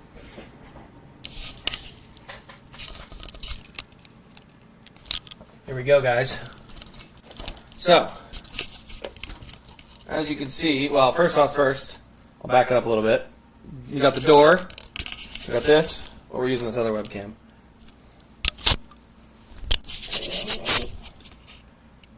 So yeah, we got that one with the pin. You can see that pin stand makes it stand up really straight too. Like it doesn't block it as far as the it doesn't like angle downward. Go back up to the top. That one does not have a pin stand yet. That one unfortunately requires a 2-prong pin, so I don't have the thing for that. But that one's fine. That one also has a 2-prong pin that I need to use. I need to make a different base for. I just got that dual pin last week, so that was the last pin I needed to have every one of Casey Kane's Cup wins with their event pin. That card is just really cool. There's no pin for it, but that's the Rookie of the Year, Elite, Autograph, whatever, all the stuff. Liquid, Chrome. There you see Brickyard 400. Atlanta in 2014, 2013 Pocono, and 2013 Bristol. We got a bunch of cards down here.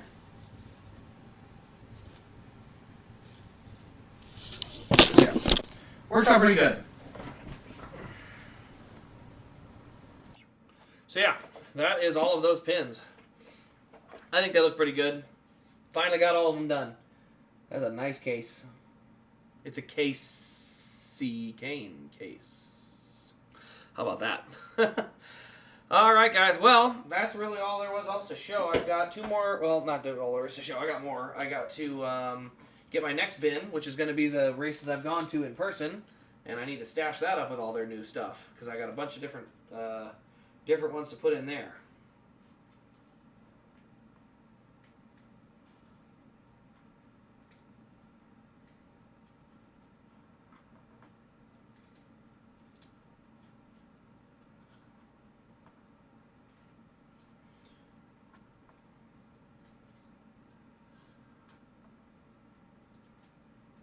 Then I think I'm going to play some VR.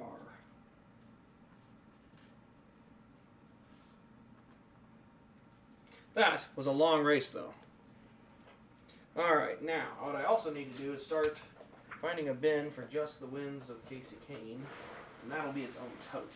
I don't want to have shared totes anymore. I want to have all the totes. Each case is going to have its own tote. So, that's what I'm hoping to do at least.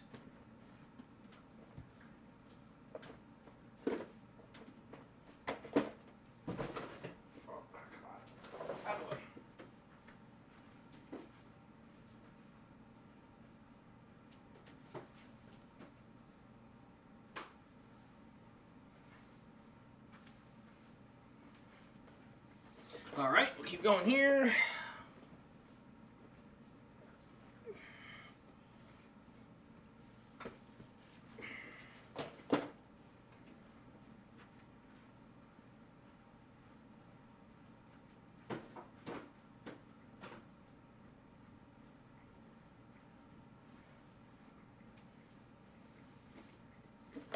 All right, let's see. Ah, shoot. I need to make a pit stop.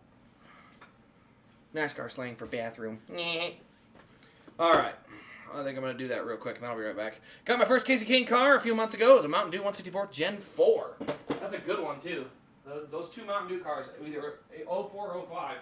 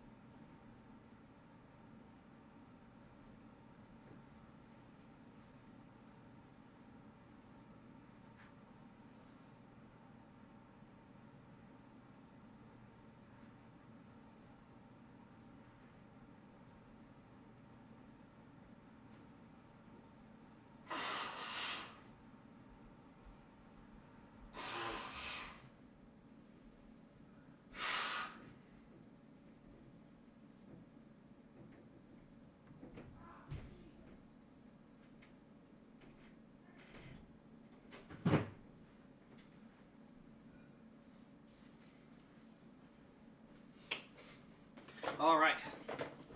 We have returned. Kind of. I'm just going to continue to get these out of the way. These are all the boxes for the Kane cars that I need to box up, or that I just got out. So they're going to go in their own designated tote.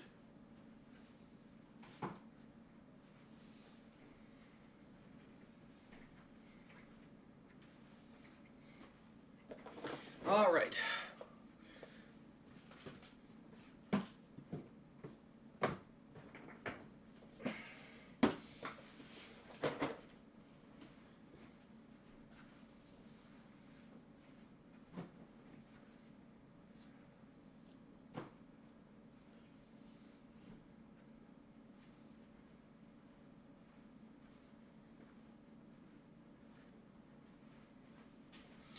Perfect. All right, that should take care of that.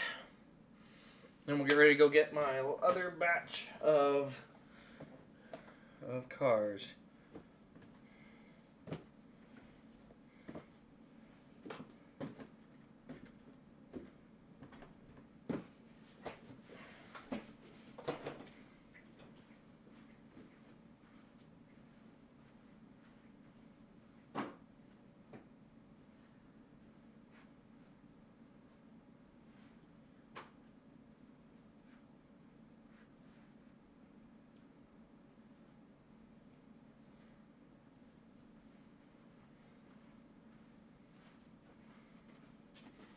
All right, now, next thing I gotta do is get all the ones I've seen in person out.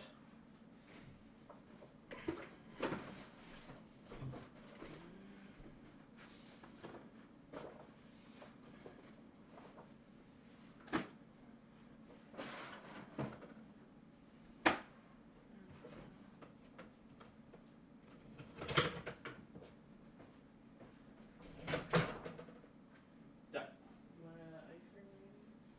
No, I'm good. I'm still pretty filled. Let me know.